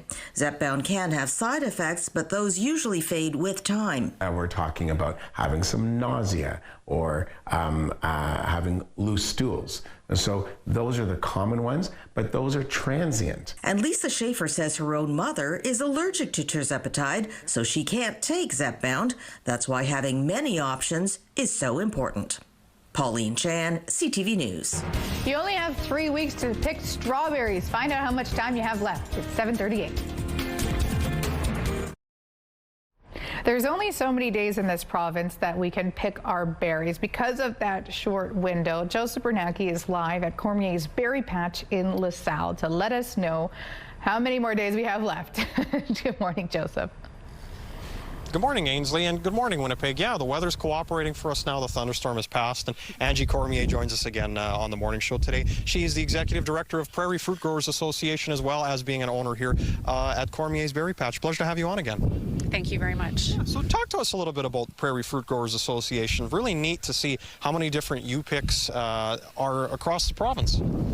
Yes, so the Prairie Fruit Growers Association is an organization that supports all of those fruit farms that are here in Manitoba, and they're not just U-pick farms. We've got farms that are that have the pre-pick berries. So if people are not able to pick, there's the option to have somebody else pick the berries for you. And you guys work to connect people how to find different places across the province. Kind of what would be the advice you could pass along? Yes, absolutely. So the Prairie Fruit Growers Association website has this great map that has all of the farms that are members of the association on the map, and they've got all of their information on the map. So if you're looking for somebody that's open today, that map shows who's open today, what berry you're looking for, what area you live in, and the farms that are in that area. We were talking about it before we were live this morning, Angie. I find it really neat how there's so many different U-picks across the province. Really nice to see. It puts some of our smaller communities here in the province on the map too, wouldn't you say? Yes, absolutely. And our farms are, yes, they are across the province. We've got Winkler, Morden, Steinbach, Portage, Stonewall, Dauphin. There's lots of farms across the province. I saw the signs for basswood berries over this past weekend. I was visiting out in the country. Yes, yeah. And what else would you say, for here at Cormier Berry Patch, how long are you guys going to be running until next week? Yeah, we think we have about a week left. The weather always determines how long anybody, how long any of the fruit is going to last. So we're hoping for another week. Right on. Well, we appreciate having you on our show again. And coming up at 7:42, we're going to be speaking with a raspberry U-pick owner, talking about raspberries, and later in the 8 o'clock hour, Saskatoon. So plenty of berries to go around. Stay tuned. Oh, all the good stuff. All right, there you can see those dark looming clouds bringing, you can see the drags of rain. Oh, is that Bud, the Bud back? I think so. Anyway, perhaps he's going to get washed off the itsy bitsy spider way. 24 degrees right now. It feels like 29 with south-southwest winds, 24 kilometers per hour. The pressure rising and the humidity sitting at 69%. There's some pockets of brighter sky, but then, of course, those dark-looking clouds as they pass over us. Also still dealing with the air quality statements, all of the yellow or the straight-up air quality warnings, where the smoke is the heaviest in around Thompson, east central Manitoba, and still with that thunderstorm watch in effect, and that is just on that east shore of Lake Winnipeg. probably from that storm right there. It's just behind the timestamp. I should have moved that. I'll give you a better view in about 10 minutes time. Right over Winnipeg there, you can see the storms passing on by, but now off to the east. I'll be able to head up to the rooftop when it's time in about 20 minutes. So I'll see how much precipitation my flowers got. I actually don't think we saw that much rain in the downtown area. That chance is still there, though, of showers or thunderstorms through the afternoon today as the temperatures continue to rise up to 32 degrees. So brace yourself for that heat. And the winds, they're about 30 clicks out of the south. Those winds should actually start to taper off, becoming lighter throughout the day today. Then overnight, that possibility of storms will continue down to 17 degrees for our overnight low. That is still above seasonal. But tomorrow's daytime highs will not be. 26 degrees is normal for this time of year. We'll probably top out at about 23, so a bit of a break from the heat, only to feel it coming back again as we're looking ahead to the weekend. Drier conditions are expected and the temperatures on the rise. It's going to be hot on Sunday. Thanks, Terry. The province will rework its plan to improve the intersection near Carberry, where a bus crash killed 17 people 2 years ago. More than 2,100 people signed a petition against the plan to turn the intersection into a restricted crossing U-turn, known as a R-cut. An R-cut forces drivers to turn right, cut across traffic, and perform a U-turn.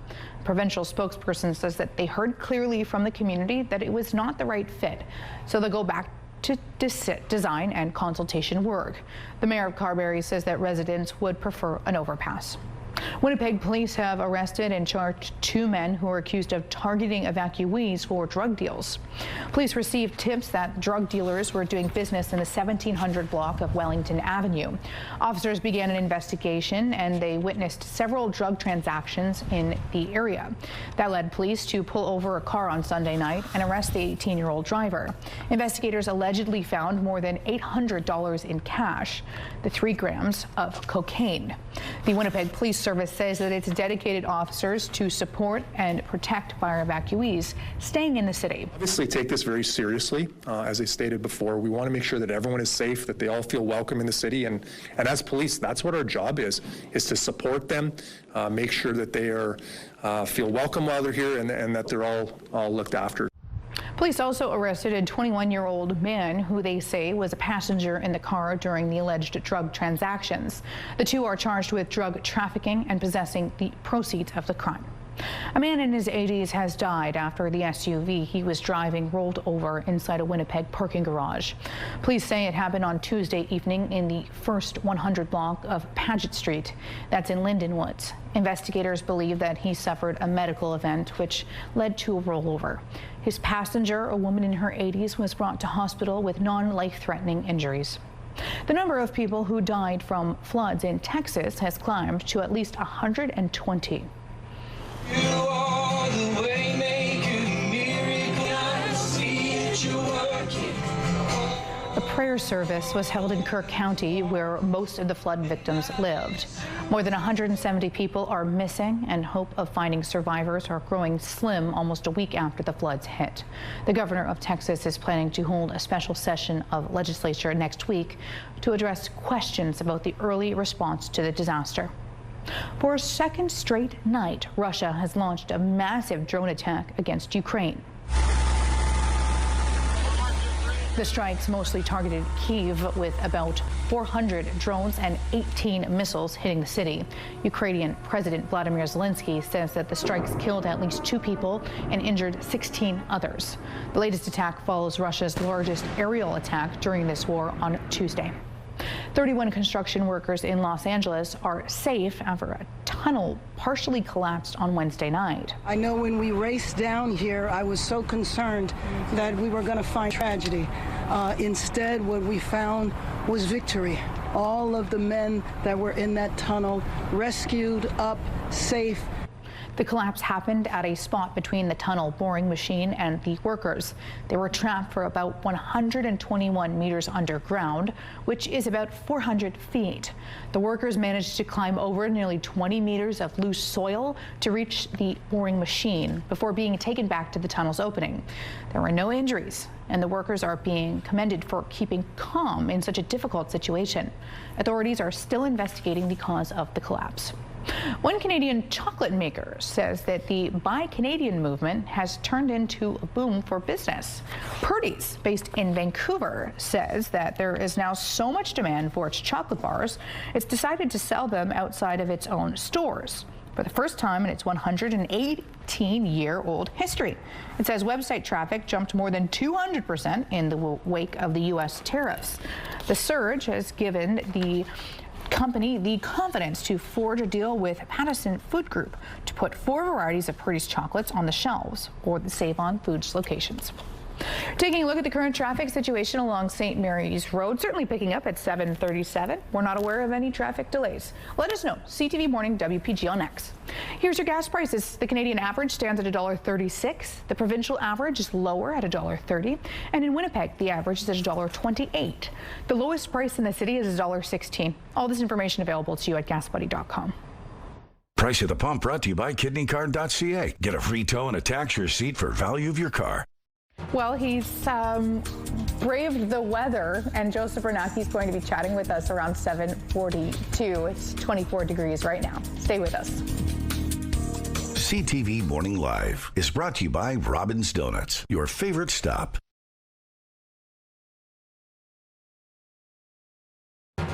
It's 24 degrees outside, feels like 29. South-southwest winds 24 kilometers per hour. The pressure rising, the humidity sitting at 69%. All right, we've got the warnings map lit up, although it was a lot more colorful earlier on this morning when we were dealing with more thunderstorm watches and warnings. Right now is primarily just the air quality statement, that's the yellow that you're seeing, or the air quality warning where that smoke is a little bit heavier in the purple zones. The heat warning, we saw that yesterday through parts of The following is a message from the Canadian National Public Alerting System.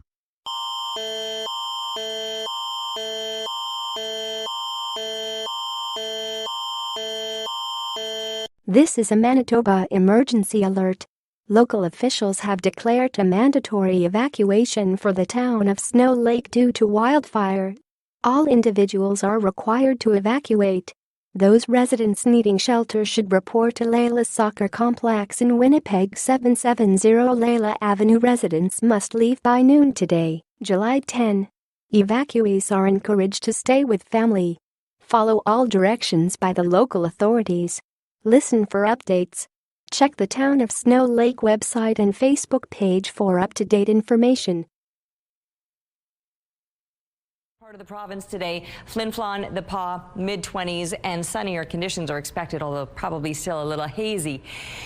The rain is expected to be moving through parts of southwestern Manitoba, and yes, you can see the temperatures on the rise, high 20s and low 30s all across southern Manitoba. Not hot enough yet to have prompted those excessive heat warnings, but you know that it is going to be a warm one today, and the humidity is high as well. And while that storm has just passed, there is still the possibility of more storm activity throughout the day today and continuing overnight and throughout tomorrow as well, although tomorrow's temperatures will be a little bit cooler, only to see it heating up again as we look ahead to the weekend. Thank you, Terry. Outside, Joseph Bernacki is live with the Prairie Fruit Growers Association. And now our audience couldn't have thought we were just talking strawberries, because I understand raspberry talk is coming. Yes, Ainsley, raspberries are on the menu for our morning show today. I'm very pleased to be joined by Heather Workington of Prairie Grove Acres, not too far from here in LaSalle. A pleasure to have you on our show this morning. Thank you. Yeah, pretty exciting. I understand in just a few hours, today is going to be the first day for people here in the province to pick some raspberries. Tell us more. You bet. We open at 9 o'clock this morning. It's our first day of the season. We are located just 20 minutes south of the city, down Highway 330. And talk to me a little bit about the window for the raspberry picking season. As you mentioned, starting today. How long are people, by and large, able to pick for? Typically, our season runs for about 4 weeks.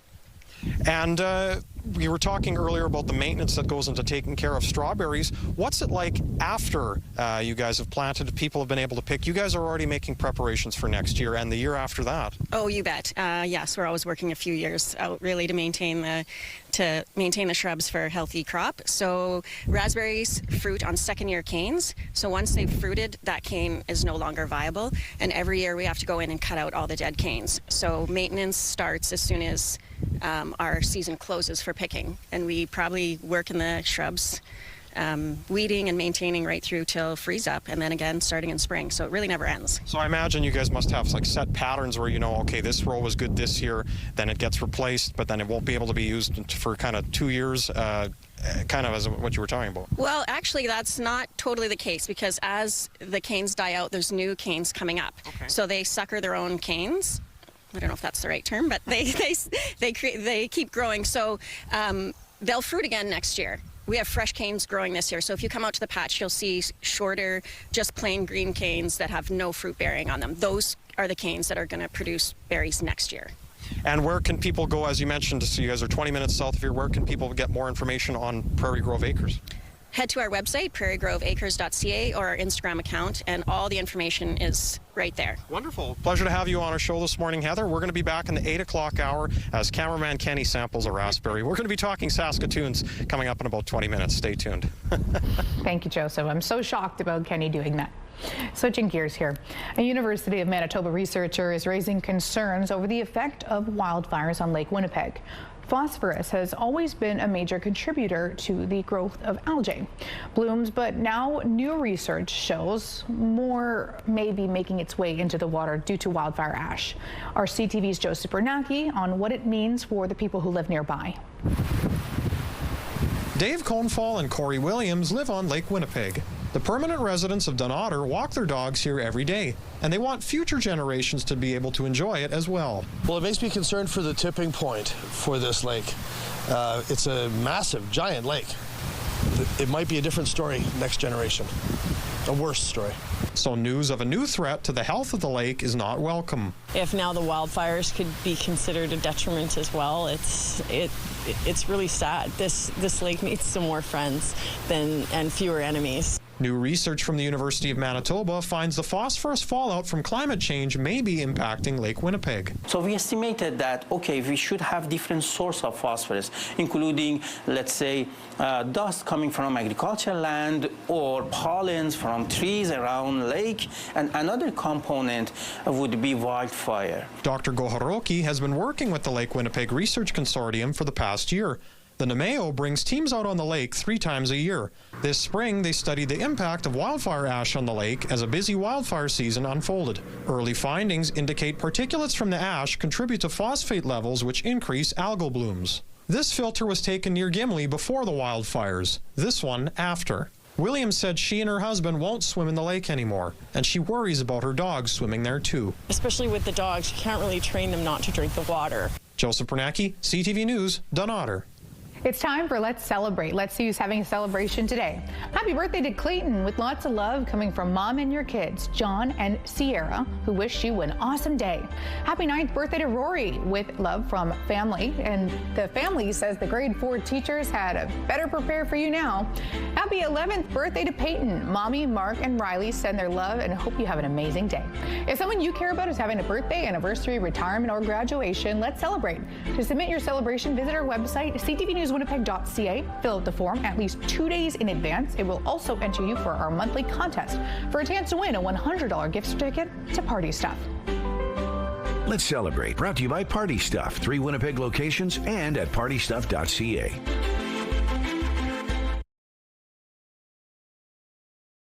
CTV Morning Live Weather, brought to you by Garage Masters, your complete garage specialists.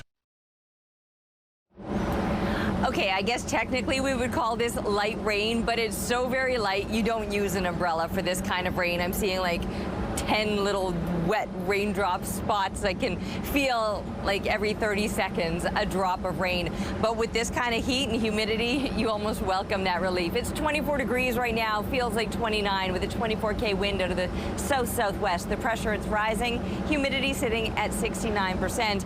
And it's looking so much brighter off to the west right now. We're going to get a moment of blue sky eventually. Directly above me, the sky is still looking pretty gray. I mean, that's why it's raining right now. Off to the east, those darker looking clouds are moving on Further to the east of us, still expect showers, thunderstorms through the morning, but we could still expect that activity through the afternoon. Even though one system has passed on by, the possibility remains throughout the province of showers or thunderstorms, and still with the hot temperatures. Low 30s expected here through southern Manitoba, mid-20s expected across the north today. And that chance of showers or thunderstorms, it continues overnight and tomorrow, though the temperatures will settle down.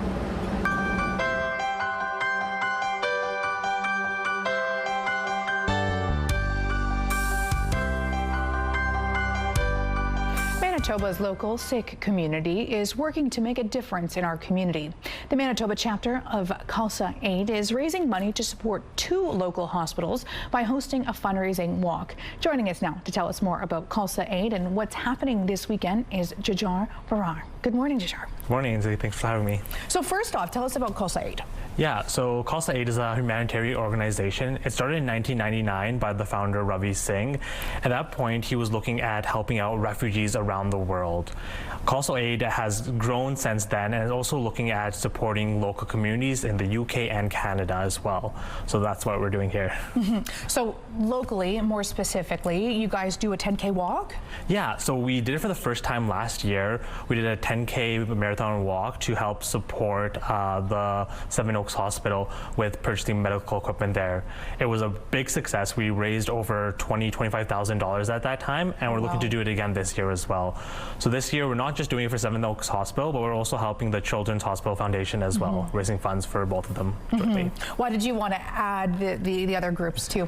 We want to help as many people as possible at Khalsa Aid, right? We want to make sure we're making a real impact to people, right? And including as much as possible. So we're always reassessing what we can do and what more we can do in the community. 25K? That is so, like, that's a huge amount for a community group to rally together. How did it all happen? How did you get so many people? And how many people, really? So Khalsa Aid was founded on the Sikh principle on seva, on being able to help as many people as you possibly can. So it's not just within the Sikh community now, but it's spread across the entire world. But that spirit of helping is kind of infectious as well, right? We ask for help and people are coming with us asking, no, what more can we do? What more can we proactively do to help this cause? So it's the hard work of the volunteers that we have, and also just the hard work and dedication of the community in large supporting us and helping us realize these goals. How many members are in the community? In the community, the team's pretty small. In the team, we have around 10 or 15 people that are kind of the core team there. Outside of that, it's just volunteers that show up for every occasion. Anytime we do a walk or maybe a food or clothes drive, we put out the call for volunteers, and up to hundreds of volunteers show up to help with the cause. Are you guys looking at either expanding or doing a different type of volunteer effort? Because I heard in your introduction that it focused on refugees, newcomers. Is there anything else that you guys are looking at doing different? Well, or in addition. Yeah, no, for sure.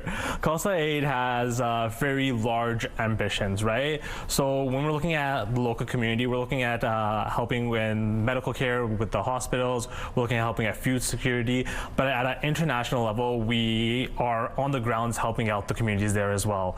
We have people on the ground in Egypt helping refugees in Gaza, right? We have people helping out with the Ukraine crisis as well. We have efforts in India and Africa helping with water availability as well. So yeah, we have very large ambitions. We're constantly reassessing where the help is needed and what we can do for them as well. Within the Sikh community, or even any other community as well, how can they help you? Yeah, for sure. So for this walk in particular, you can go to our social pages, Khalsa Aid CA on Facebook and Instagram. There we have a post where you can find a link to register for the walk and also provide your donations as well. Jajar, thank you so much for your time. Thank you. Community Connection is brought to you by Mr. Reuter Plumbing. Born to be a hero, trained to be a plumber. He's gotten through the rain, and I think he has some help. Joseph Renacki is live at Cormier's Berry Patch, chatting with the Prairie Fruit Growers Association. Don't go anywhere.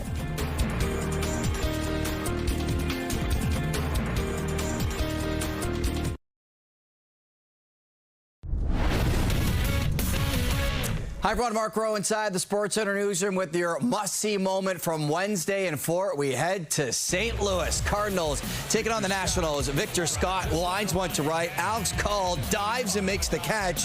Call lane out to take a hit away from Scott, earning himself the must-see moment from Wednesday. And tonight on TSN, more from the Diamond. It is the series finale between the Yankees and the Mariners, with New York trying to pull off the sweep. Coverage begins at 6 o'clock Central.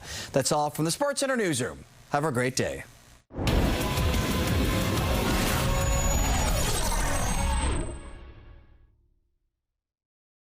TSN Must See Moments brought to you by Super Blinds and Draperies, your Hunter Douglas shade provider for over 40 years.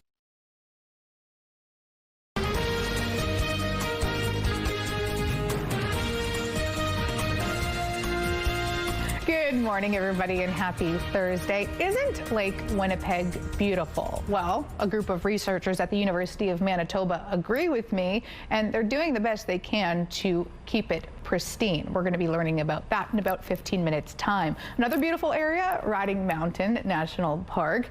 An art gallery in that area is celebrating 55 years, and we're going to have a chat with them, too. First, here's a look at your headlines. Crash aftermath. One of two student pilots who died near Steinbach Tuesday is identified. A lotto headache. The question of who's entitled to the jackpot continues to play out in a Manitoba court. And this big cat is flourishing. A mountain lion found tiny and alone is big and healthy a year later. Outside. That didn't look tiny, but okay, it's a year later. I get it. I love it. Outside, Terry, what a roller coaster it's been today. Yeah, already we've seen some storms passing through. Both Joseph had to lay low for a little while, and myself was stuck inside and couldn't make it to the rooftop, all due to lightning that was in the area that has now passed on by. Look how gorgeous and clear that sky is. One big fat raindrop on our camera. That's pretty much it. We maybe got 3 raindrops altogether. The rain itself really didn't amount to much. It's 24 degrees right now. It feels like 29 once you're factoring in that humidity. And the breeze itself, 24 clicks out of the south-southwest. The pressure rising, humidity sitting at 69%. So yeah, we didn't see a whole lot of rain. We might still see some activity with the storms. Right now on the warnings map, though, all we're seeing has to do with the smoke in Manitoba. Either the yellow, which is the air quality advisory / statement, or the purple, which has now included the Flin Flon area, Thompson, and parts of east central Manitoba. The fuchsia that you're seeing off to the east of us is regarding the heat. And I've been saying I expected heat warnings to be issued across parts of Manitoba with where the temperatures are headed today, but so far we remain in the clear. Not necessarily the clear, because there you can see those storms passing by, although they are now moving off to the east and will continue to do that throughout the day today. Northern Manitoba, another round for you that you can expect through the morning hours, getting quite active here in the northeast, but still for us the possibility this afternoon, more showers, thunderstorms, and even overnight could get even more active yet and lingering through tomorrow. Tomorrow, however, will come with some slightly cooler temperatures, while today is going to be excessively hot into the low 30s and well above seasonal. Tomorrow's not actually going to reach the seasonal 26 degrees, but we'll get back there for the weekend, a little more sunshine and a little more heat by Sunday. And thank you, Kathy. Aren't you talented? And we appreciate you sharing your art with us. We'd love to see whatever projects you happen to be working on. Send your art our way. It could be a carpentry project for all I care at this point. Email us your pictures, winnipegweather@ctv.ca. Thanks, Terry. One of the 2 pilots killed in a mid-air crash in Manitoba has been publicly identified. In a post online, the Consulate General of India in Toronto says that Sri Hari Sukesh was one of them. The fatal crash happened on Tuesday at a flight training school. The 2 pilots of both planes were pronounced dead at the scene. The owner of the flight training school says that they were performing routine takeoffs and landings at the time. The TSB is now investigating. The ongoing dispute over who is the rightful owner of a multi-million-dollar winning lottery ticket continues to play out. In court documents, Lawrence Campbell says that not only was the lotto ticket not a birthday gift for his former partner, Crystal McKay, but that she had no history of expecting or receiving birthday gifts from him.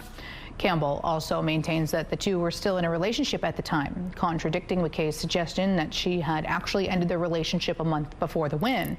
As we've reported previously, Campbell is suing McKay for the $5 million prize, saying that the ticket was his, but he was told by the lottery company to allow McKay to claim the winnings as he did not have a valid ID or a bank account at the time.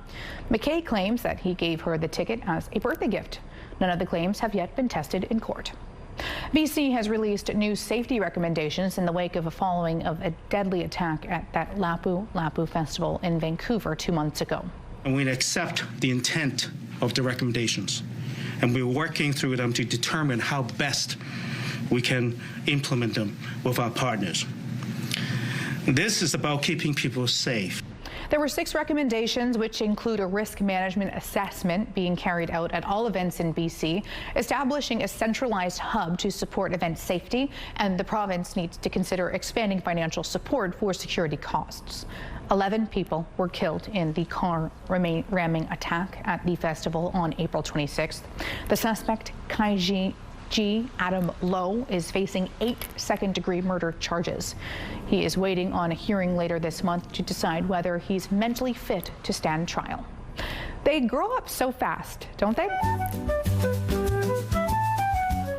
Briar the mountain lion is officially a year old. The Oakland Zoo shared this video on social media to celebrate the not-so-little cub anymore. Last year, Briar was found alone at just 5 weeks old. Briar became the 27th mountain lion rescued through the Bay Area Cougar Action Team, and now he's strong and thriving. Taking a look at the current traffic situation around Kenniston and Sterling Lyon.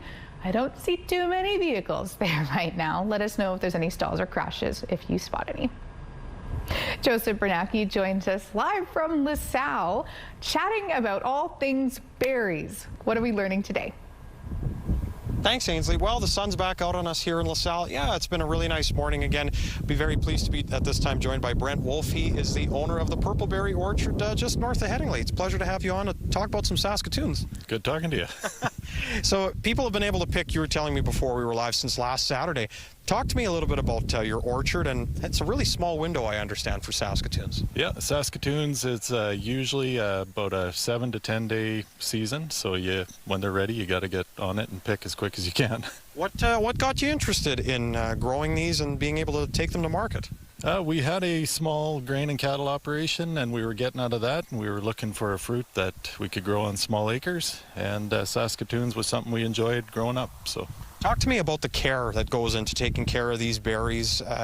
What happens after people are able to pick, and the preparations for the next season, as I've been asking our other growers this morning.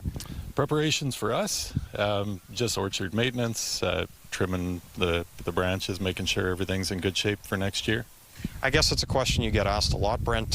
What's required for a good Saskatoon? I imagine we need a lot of moisture. Is that kind of that combination between heat and excessive precipitation? Yeah, heat and moisture. This year we've had very little rain, but we're on some heavy ground, so there's moisture down deep, and it's carried them through.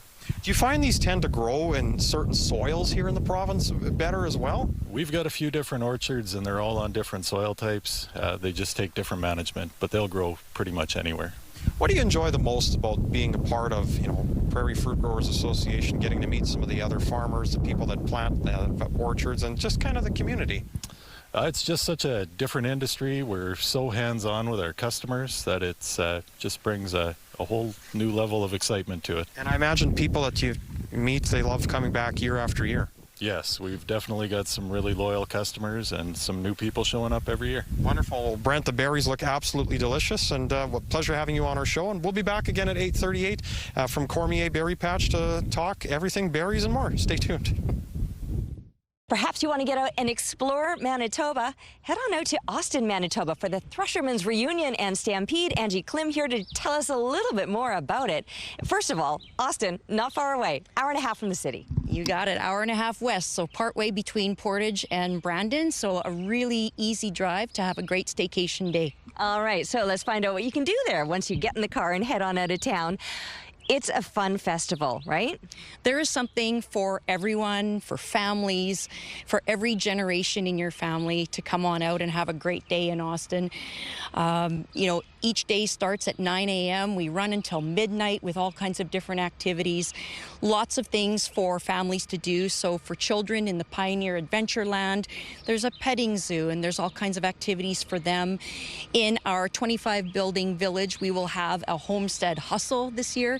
So you get to try your hand at some of the pioneer chores that were done back in their day. So, you know, washing clothes or spinning wool or baking bread. Baking bread. I know, I got the lowdown ahead of time. How cool does that sound? What an education for kids, but adults too. Absolutely. And then, of course, with over 100 acres of activity space for us, we do have pioneer demonstrations, threshing going on, harvesting. And of course, every day we host the Pioneer Power Parade at 1:30, which of course this year is going to feature our John Deere exposition. And of course, you will see all of these lovely pieces of equipment there as well. So items from the early 1800s all the way to current day machinery will be. That is such a cool thing to see it like from the very beginning and then the progression through the years to modern day farm machinery, which, come on, things are a little bit easier now than they perhaps might have been back in the day. And you're going to get to see it all throughout the day. And this is a full 4-day festival. There's also, of course, music. Absolutely. So we do feature music not only in our arena, but in our corn and barley corral, as well as our village bandstand. So entertainment throughout the day, entertainment into the evening. And of course, we can't spend a day without stopping and viewing the rodeo.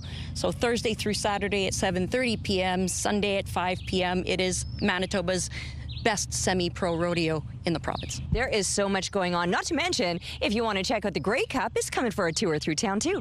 It will. So the Grey Cup community group will be out with us on Friday from 9 a.m. to 8 p.m. as well. So come and bring your fandom along with you. Love that. Make a day trip. Maybe you want to stay and do some camping, but either way, it is worth checking out. Head on out to Austin for the Thresherman's reunion and Stampede. All right. Here's a look through the Bathfitter Live Eye. Bathfitter, your bath and shower expert for more than 40 years. And look how clear it is all of a sudden. To think that just an hour ago, I got trapped inside from the storms that were passing by. Some thunder, lightning, 10 drops of rain. It really didn't amount to much in the way of precipitation. As far as temperatures go, though, we have dropped off from where we were last hour at 24 degrees. But still well above seasonal, 23 right now. A normal low would be 13 degrees, and we've been in the low 20s all morning long. Coolest that we're seeing through the south right now is Roblin, who is up a degree. You were at 15, now it's 16 degrees, but most places are in the low 20s here through southern Manitoba. And even northern Manitoba, a warm start for you in the high teens, and now pushing into the low 20s in parts of the northeast, where again, storms are expected. But before we can talk about the storms, we have to talk about the smoke, because most of us remain under that air quality statement or advisory. That's all of the yellow that you're seeing through most of the province. But the smoke warnings remain in place in Thompson and east central Manitoba, and new now as of about an hour ago in the Flin Flon area. That smoke has gotten heavier and thicker. And that's the part of the province that isn't likely to see the rain today. Flin Flon, the Pas, they could use it, but they're likely to remain on the drier side. For everybody else, showers or thunderstorms. Now, while we need the rain, what we don't need is lightning striking, and lightning strikes are quite imminent in areas where those storms are going to be passing through. As we watch the temperatures rise today, brace yourself for the heat, because by noontime, high 20s or mid 20s across the north, and pushing up into the low 30s today. That'll put us well above seasonal. 26 degrees, a normal daytime high. While today will be well above it, tomorrow just a little shy of it, but the storm activity will continue overnight and through tomorrow, and then it clears out, but those temperatures start to ramp up. It's going to be a hot weekend ahead. Taking a break right now. We'll be back with more CTV Morning Live. Good morning, it's 8:15. Medical science is constantly making incredible advancements, and now it's breaking new ground. For the first time, a robot powered by artificial intelligence has successfully performed a surgery without human intervention. CTV's Abigail Biman on that breakthrough. Successfully completed all 8 ex vivo studies without any human intervention. You're watching a robot perform realistic surgery without human help for the very first time. I lost my mind. I think this was such a crazy accomplishment. Lead study author Ji Woong Brian Kim couldn't believe it, watching the robot, called SRTH, successfully perform a gallbladder surgery on a dead pig. Built and trained with the same architecture that powers ChatGPT, SRTH watched videos of surgeons at work. It's a model that's actually learned and actually kind of understands the surgery rather than, being just pre-programmed. While no human intervention was needed, there is a human who can override the robot if necessary. Our goal is not to replace surgeons. We want to just make the surgery easier so that surgeons can perform more surgeries, fewer complications. As long as the robot has the data, researchers say it should be able to perform any kind of surgery. They're already working on next steps to get ready to operate on a live pig. This is a simulation with food coloring to imitate blood. First thing that strikes me as an ethicist is consent. Bioethicist Carrie Bowman says we need more data and research as AI in healthcare moves forward. What's this going to look like for a country like Canada? Is this going to bring down wait times? Is this going to raise efficiency? It may. I'd like to keep an open mind about this. As for when robots could perform surgeries on humans, researchers say that's still a number of years away. But experts warn AI is moving fast, and we need to be ready by answering the difficult questions around its use. Lake Winnipeg is sick. The lake is full of phosphorus, which can lead to algae and blooms and affects the fish and populations as well as the local wildlife and people relying on that lake. A team of researchers at the University of Manitoba is looking at how climate change and airborne particles like pollen, dust, and wildfire smoke can also negatively affect that lake. Joining us now from the U of M's Faculty of Agricultural and Food Sciences, Masood Gahokari. Good morning, Masood. Morning. So tell us a little bit about what's happening with the lake as it stands. Okay, so over the past 50 years, the loading of phosphorus over Lake Winnipeg has nearly doubled. And that has effect on excess phosphorus loading to lake and causing lots of algae blooms. And algae blooms can act as a blanket over water, Lake Winnipeg water, and cause a source of problem. And even worse, when algae die and take apart, we have more serious problem for lake. So long story short, we should think about reducing phosphorus loading to Lake Winnipeg. Mm-hmm. How can this happen? So most of our research mainly focused on, let's say, how much phosphorus coming through rivers and runoff, and not much attention about another pathway of transporting phosphorus, which is air. Mm-hmm. So air also can transport phosphorus. And for Lake Winnipeg, even though we do have some estimation for, let's say, atmospheric deposition over Lake Winnipeg, but that has some weaknesses. The first one is that estimation is based on another lake, very small lake in another province, Alberta, and that belongs to the 80-90s. So we decided to just have some local estimation for the lake itself and define this process and define this research. So I guess the air could tell us a story, and you've brought a visual component as well, just to give us an idea of how much of an impact the wildfire smoke can have. Sure, yeah. Before that, if you allow me, I just touch base about how we collect those samples, because collecting samples of, let's say, particulate matter over air is quite challenging, because we should use different methods, and we should cover entire surface of lake and shoreline, as well as cover different season.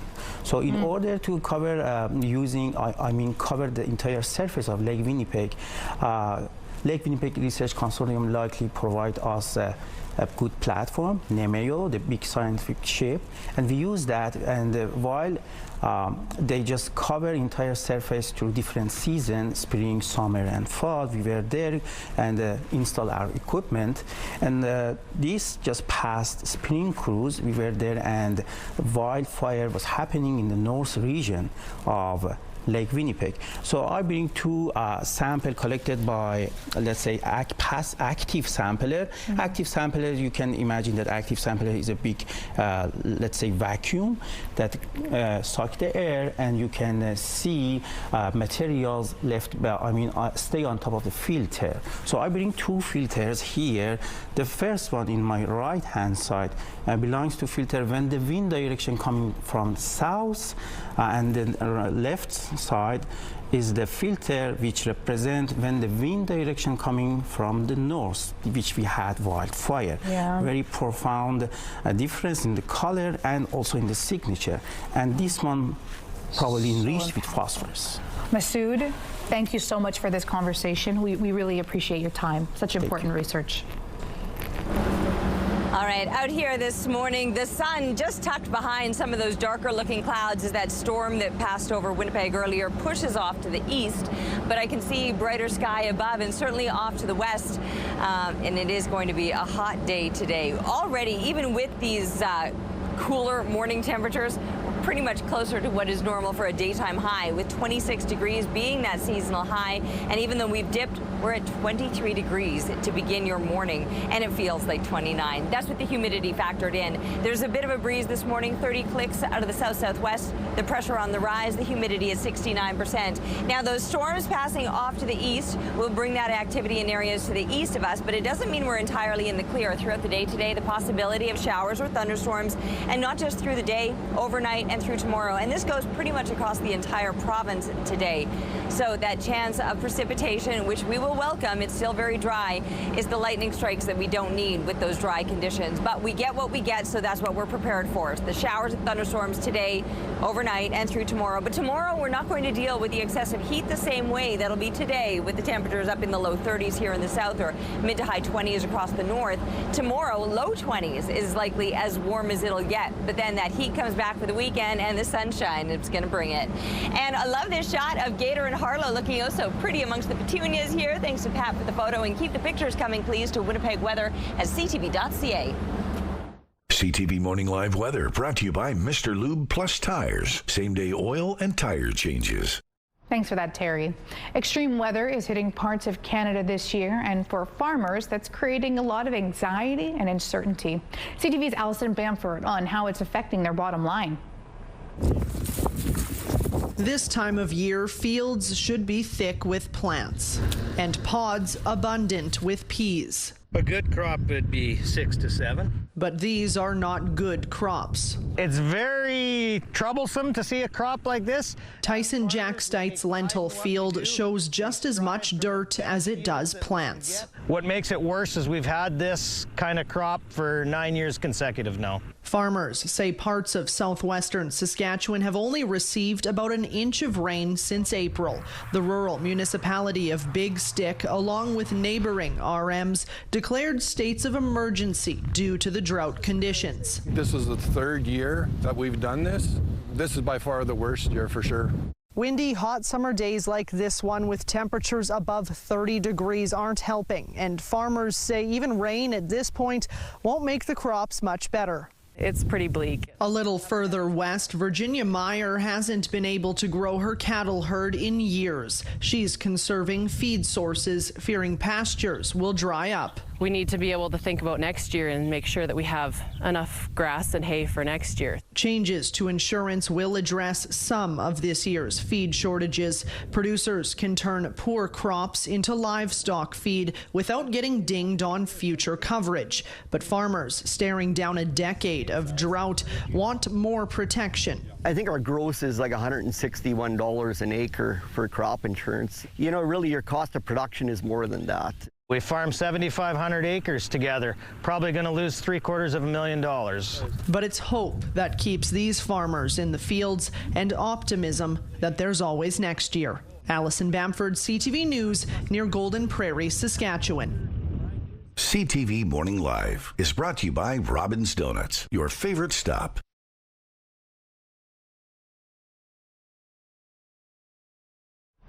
A community art center and gallery in the heart of Riding Mountain National Park is celebrating 2 women who helped start it all 55 years ago.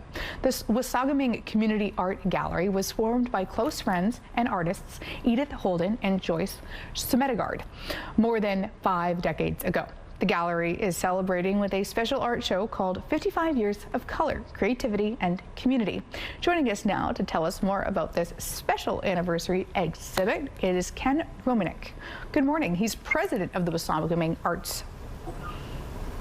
Thanks for being here, Ken. Oh, thanks very much for joining us this morning. So take us back 55 years. What led to the start of this? Well, both of the women that were our founders loved art. They studied art in Europe, and everywhere they lived, they created art institutions or organizations to teach art and promote art. They first met in Portage-la Prairie, and then Edith moved here to Clear Lake to start several family businesses, and soon started the Wasagaming Community Arts Center. And then she asked all of her friends to come and join, and they would come and lead classes, and that's how it all started. So I can even see behind you the evolution. How has it evolved over time, and what's it like now? Well, so one of the focuses that both Edith and Joyce really enjoyed was teaching. And so we still teach classes in August and July. Every weekday, we have 2 art classes for children, one in the morning and one in the afternoon. And in addition to that, we also offer 4 exhibitions all summer that will rotate, featuring local Manitoban and Canadian artists. This must mean a lot to the artists. They're stunning pieces. I'm looking at the photographs right now. But what does it mean for them to be able to showcase this work locally? Well, for many of our artists, we may be their first exhibition. And so we've been a training area for artists to come and learn, and then to be able to showcase their works. And so I think that gives us quite a bit of pride to be able to do that. But for 55 years, I believe our art center has been helping shape the arts community in Manitoba. That's a really sweet milestone. Tell us about the anniversary show. Yeah, so the artwork that's behind me has been donated to us for the summer by the family members of Edith and Joyce. So we're able to show their works in our first gallery. We have 2 galleries, and it's just a lovely representation of their life's work. And when can people enjoy this exhibit? So we're open every day in the summer from 10 a.m. to 5 p.m. and we will close the second week of September usually. So the tribute exhibition is open all summer, and we are currently into our second exhibition and our second gallery, and there'll be 2 more to come as well for that. Thank you, Ken, so much, and congratulations on such a big milestone. Oh, thanks for helping us share their story. Thanks so much. Terry, I love the Riding Mountain area. It's just, I just want to be there every weekend if I had the time. It's one of the gems that we have in the province, although I feel like we have so many gems in the province. And you can visit all of them with varying conditions throughout the day. Some will be hot, some will be smoky, some could perhaps be stormy. Right now we're seeing blue sky over Winnipeg, but it was only an hour or 2 ago that the storms were passing through. It's 23 degrees. Humidex makes it feel like 29 with a 30K wind out of the south-southwest, the pressure rising and the humidity sitting at 69%. Now, clear conditions for now. It might still be a little bit hazy, although none of those smoke warnings issued across the most southern stretch of the province. It's more so in areas just to the north of us that you're dealing with either the air quality statement, all of the yellow, or the air quality straight up warning. And that warning has expanded. We had Thompson and East Central Manitoba included in that earlier, and a little bit of Saskatchewan. But as the winds are pushing in from the west, now Flin Flon and areas just through that northwestern part of the province included in that air quality warning. It's the heat warning, the pink fuchsia color that you're seeing off to the east of us. Now, there you see the storms that passed by this morning. We're in the clear momentarily. Doesn't mean there won't still be more storm activity throughout the day today. Many places at risk of showers or thunderstorms. And yes, the hot temperatures. Low 30s expected here across southern Manitoba with winds out of the south at about 30 kilometers per hour. hour. Those winds shifting overnight, it could draw more of that smoke back in again. The risk of the storms continues as we drop down to 17 degrees. And tomorrow, a little bit cooler yet, 23 our expected high, with the possibility of that precipitation continuing and those winds remaining out of the north. After that, the temperatures on the rise as the sky clears out again. We've got a seasonal 26 for Saturday, hot 29 for Sunday, and maybe some precipitation as we look ahead to next week. Thank you, Terry. A Northern First Nation is preemptively planning to evacuate some of its members as Manitoba's wildfire situation intensifies. Nistisue Sick Cree Nation announced late Tuesday it has approved an evacuation order for Priority 1 members. The community is located at Nelson House, some 80 kilometers west of Thompson. There's a fire burning about 20 kilometers to the north. According to NCN officials, Priority 1 includes people who frequently need hospital or nursing care, those undergoing dialysis, living with terminal illnesses, heart conditions, or chronic respiratory issues. Children with complex medical needs and those with high-risk pregnancies are also urged to evacuate. NCN is reminding evacuees to bring a go bag with medications, ID, and proof of residency.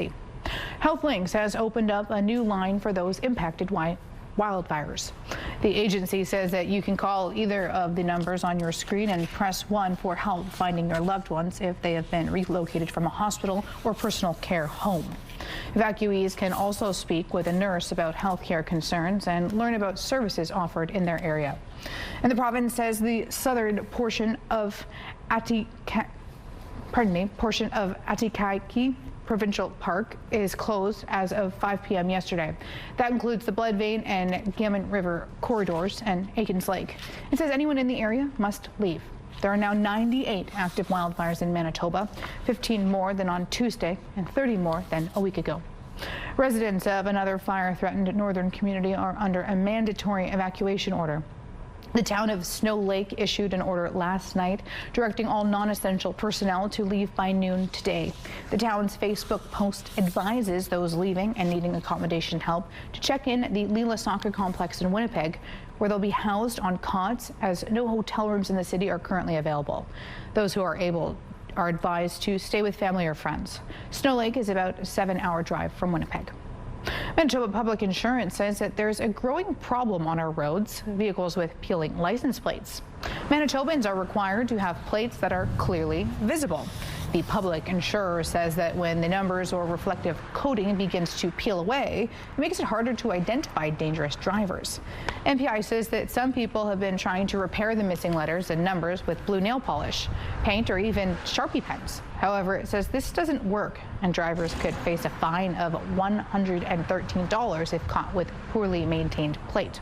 It costs $15 for a new pair of plates, but it's free if the plate has degraded within the first 5 years of getting a new plate. New signs that Ottawa will likely miss its 2026 deadline for nationwide implementation of $10 a day daycare. CTV's Rachel Aiello on what that means for families in need. My God, like, what are we going to do? Patty Dunn is nervous. Getting her first daughter into daycare was no small feat. I put ourselves on the wait list when I was about 10 weeks pregnant. And now, with a second on the way. I don't know what this means for us. Like, just because we have a spot already, does that mean that we'll have a higher chance of getting our next baby in? Her stress over securing a spot is compounded by the fact that she's still paying more than $10 a day for her daughter Harper to learn and play. And she's not alone. A new report found that while costs are coming down across the country, governments have more work to do to meet that target nationwide by next year. 6 provinces and territories have already met or exceeded $10 a day. None of it Saskatchewan, Manitoba, Quebec, Prince Edward Island, and Newfoundland and Labrador. But in 5 provinces, care still costs more: British Columbia, Alberta, Ontario, New Brunswick, and Nova Scotia. Although people think of this as a $10 a day program Canada-wide, that's the aim. How it's implemented is the thing that makes the difference. It's not just parents feeling the program's growing pains. It's daycare providers, too. Because while fees are dropping, demand isn't. Right now I have over 1,200 parents or children waiting on the list with only 500 spaces, and my 500 spaces are full. Work is underway to train more early childhood educators and create more affordable spaces. but that will take years. And in the meantime, moms like Patty will keep hoping they'll get one. But if not, we're going to be in the trenches again like everyone else. Families Minister Patty Hajdu's office said the federal government will continue to work with the provinces and territories on creating more spaces, while touting the $27 billion Ottawa has already committed. Here's another look at traffic. This is Donald Street. Volumes are picking up and looking good into your rush hour. Let us know if you spot troubles. Taking a look now at your gas prices. The Canadian average stands at $1.36, while the provincial average is lowered at $1.30. In Winnipeg, the average is $1.28. The lowest price in the city, $1.16. All this information available to you at gasbuddy.com. Price at the pump brought to you by kidneycard.ca. Get a free tow and a tax receipt for value of your car. It's time to check in with our question of the day. What's your favorite farm to visit in Manitoba? And you guys weighed in. Marlene says Deer Meadow Farms, and Marlene Ferris. And so does April. Deer Meadow Farms it is. Thanks for all your responses, everyone. See you tomorrow. Well, another farm that Joseph Bernacki is the Cormier family farm in LaSalle, and we're learning about all things berries. Good morning. Good morning, Ainsley. Yeah, it's been a great morning. Good morning, Manitoba. If you're just joining us, very pleased to be joined by Darren Cormier. He's the owner here of the Cormier Berry Patch in LaSalle. Pleasure to have you as our host this morning. It's been a great morning. Thank you very much. Appreciate having you guys here and braving the weather this morning. Absolutely. Well, we really lucked out this morning, Darren. So for our viewers just tuning in, as I've been asking throughout the show today, there's a lot of work that goes in after people have had a chance to pick here. What happens from now, coming up in about a week and a half's time, that'll carry us over into next season when people are able to come back? Yeah, for sure. So a lot of people, that's a common question. Everyone says, oh, you must just relax once picking's kind of done. The work really carries on all throughout the year. And so we'll have about 3 weeks of picking. Once picking's done, then we actually got to go through and it's called renovation. And so we'll actually start to prepare the fields for next year. We will go through and we'll actually mow all the tops off of the plants. We'll actually till and cultivate between the rows to narrow up the rows. And you're trying at that point to open up the canopy, encourage new growth from beneath, and also encourage new runners to spread out and set. And you're trying to get those to set and create roots prior to fall. Weeding happens constantly, so that's every week until it kind of frees up, so that's always a constant. And then you're watering, we do soil samples and tissue samples to see if we're deficient in, any of the major nutrients, be it calcium. Strawberries really like calcium. In our soil, we tend to be short on calcium. So we're typically adding nutrients like calcium and things like that to the soil to help provide a healthy growing conditions for the plants. Once you get to fall, you're kind of waiting for frost and that to come about and the plants to start to go dormant. And then we actually apply straw. But you wait until the plants have gone dormant, and then we apply straw to kind of put a blanket over everything for winter, and that gets us to winter. It's a lot of care that goes into these berries, yeah. That was a very adequate description of carrying forward through the whole year, Darren. We appreciate having you on our show this morning. Again, for more information on Cormier's Berry Patch, we'll have a link on our website. But again, it's been a great morning picking berries. Thank you, Joseph. I hope he feels free to bring home a basket. 2 baskets, thank you. Yes, one for me, one for you. 3 one for Director Kim. Awesome. She's pretty quick on that. All right, what a great day for picking berries, especially this morning. I mean, it's not excessively hot. It might become excessively hot, although with the sun tucked behind the clouds, it's feeling quite pleasant and just a nice breeze out here this morning. I'm actually kind of loving this. The humidity is high for sure. You're certainly going to notice that. 23 as a result of that humidity, feels like 29. Ooh, there comes the sun from behind the clouds. Ooh, and let me tell you, it's warm when it makes an appearance. Feel that right now. All right, 30K winds out of the south-southwest. That breeze will likely taper through the day today. And while we saw one bit of passing storm activity, we still could see more. Chance of showers or thunderstorms still expected throughout most of the province today. The risk is there, but also the heat. You're going to notice that low 30s all across southern Manitoba. Mid-20s expected across northern Manitoba, but it's going to be above seasonal no matter where you are. We're going to get a break from that heat for tomorrow. The chance of storms will still continue overnight and through tomorrow, but tomorrow's temperature is nowhere near as hot. A little bit of a break in the low 20s for Friday, but it will be ramping up again. Brace yourself for another warm weekend. Taking a break right now. We'll be back with more on CTV Morning Live. CTV Morning Live weather is brought to you by Destination Dinner Stage, Manitoba's only musical dinner theater.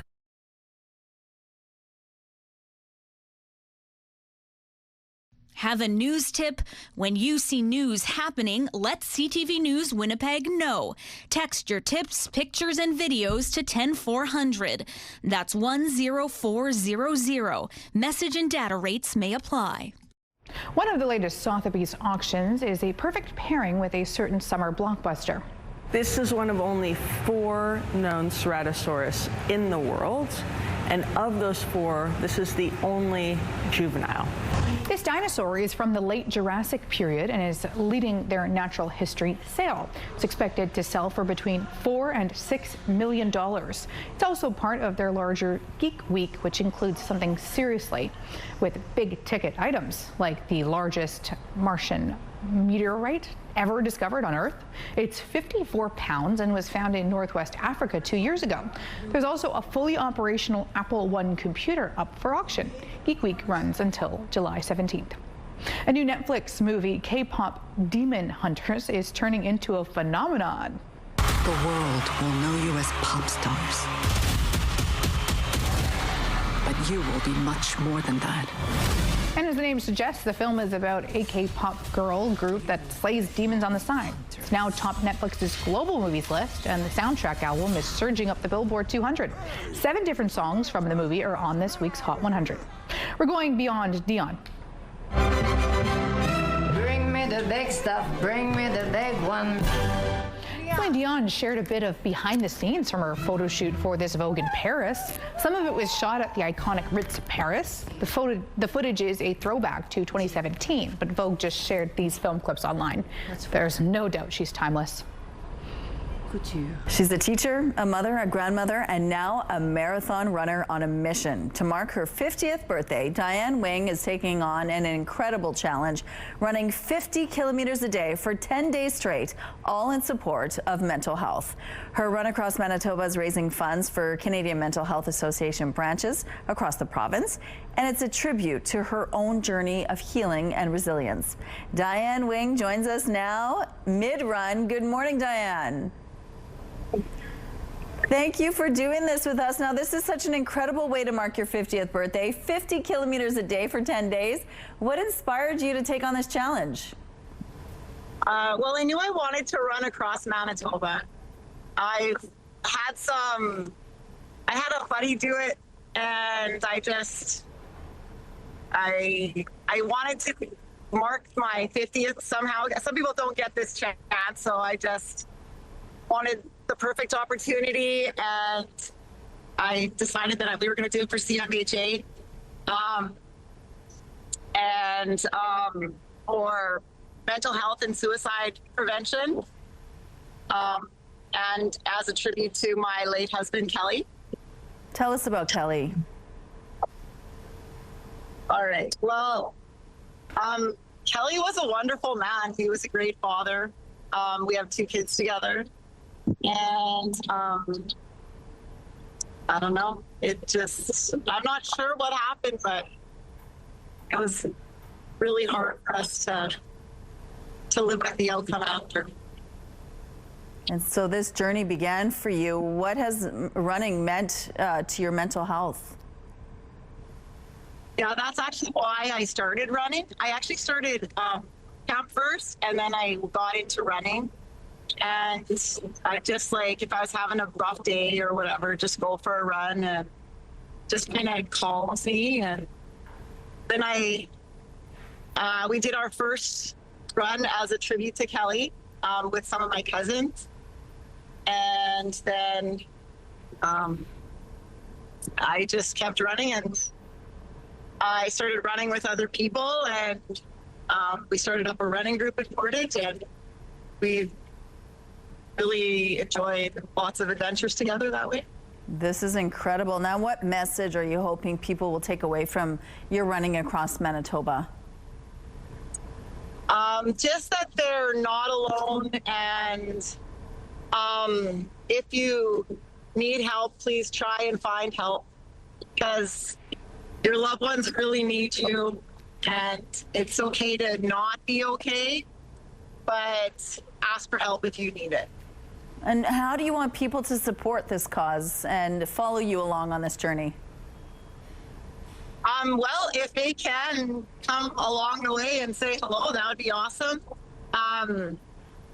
We are running for Canadian Mental Health Association, and so they can donate there, and they just go to Diane Wing 50th birthday running across Manitoba, I think, or something like that. Okay, I'm sure people can find it. We'll also have a link on our website. When you cross that final finish line, what do you hope to have accomplished, both personally and for the larger community? Honestly, I feel like I've accomplished everything that I set out to accomplish already. Like, just the response has been overwhelming. Just like, not just donations, just people reaching out and just all the kind words, and just I'm just blown away. I'm just overwhelmed. Well, we're blown away as well for your determination to make this happen. Thank you, Diane, for taking a running break to talk to us today. We wish you all the best on this run. We'll be watching you. Hey, hold on a second. Peter, do you want to say hi? Oh, sure. Here. This is Peter. He's running with me here. He's my, is it again? Safety and logistics coordinator. Okay. Well, Peter, keep her nice and safe. Thank you so much for joining us, you two. All right. Thank you. Bye. Yeah, you got to be safe in this kind of heat if you're going to be exerting yourself, because today we're in for another hot one. 23 degrees is where we're sitting right now, though it already feels like 29 when you're factoring in that humidity. The winds out of the south-southwest, 30 kilometers per hour. The pressure is rising and the humidity sitting at 69%. Storms passed by. That is no longer an issue, but we may still see perhaps that activity popping up later today. What is an issue as far as our warnings map goes is the smoke or the haze through most of central and northern Manitoba. The air quality statement or advisory, but an upgraded warning issued in Thompson and in east central Saskatchewan, and now Flin Flon included in that. Now, we've been dealing with these strong winds out of the south, and as a result, that smoke cleared out, so we are no longer included in those warnings. However, the winds will be shifting tonight, and tomorrow that smoke could be back again. Today, the only thing to concern yourself with, aside from the heat, is the possibility of storms, showers, maybe some thunderstorms, and yes, mercury on the rise. Headed up into the low 30s today, well above seasonal. A normal daytime high, that would be around 26 degrees. We'll soar beyond that today. That risk of storms will then continue overnight and through tomorrow as those winds shift out of the north. And again, that could be drawing some smoke back in, and we may notice that for tomorrow. A break from the heat only for a day before we're back to seasonal and soaring above, but another round of precipitation waits for us on the other side of the weekend. Taking a break right now, but we'll be back with more CTV Morning Live. Rooftop arrangements provided by Lacoste Garden Center. Salon services provided by Essentique Spa Salon. It's Friday's Eve, and what a better way to start the day than with a little dance.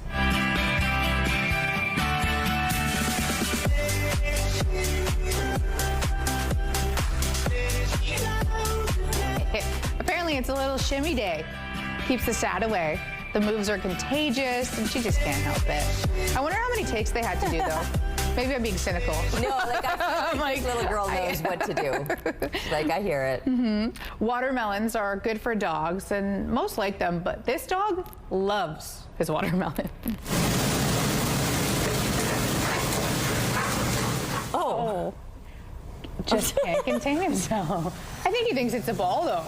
I thought he was going to be like eating the watermelon. I'm like, oh, I could love a water. Oh, okay, maybe he knows. I wouldn't try and get a bite of that. That dog is. Oh man, good day for a snack. See you guys tomorrow.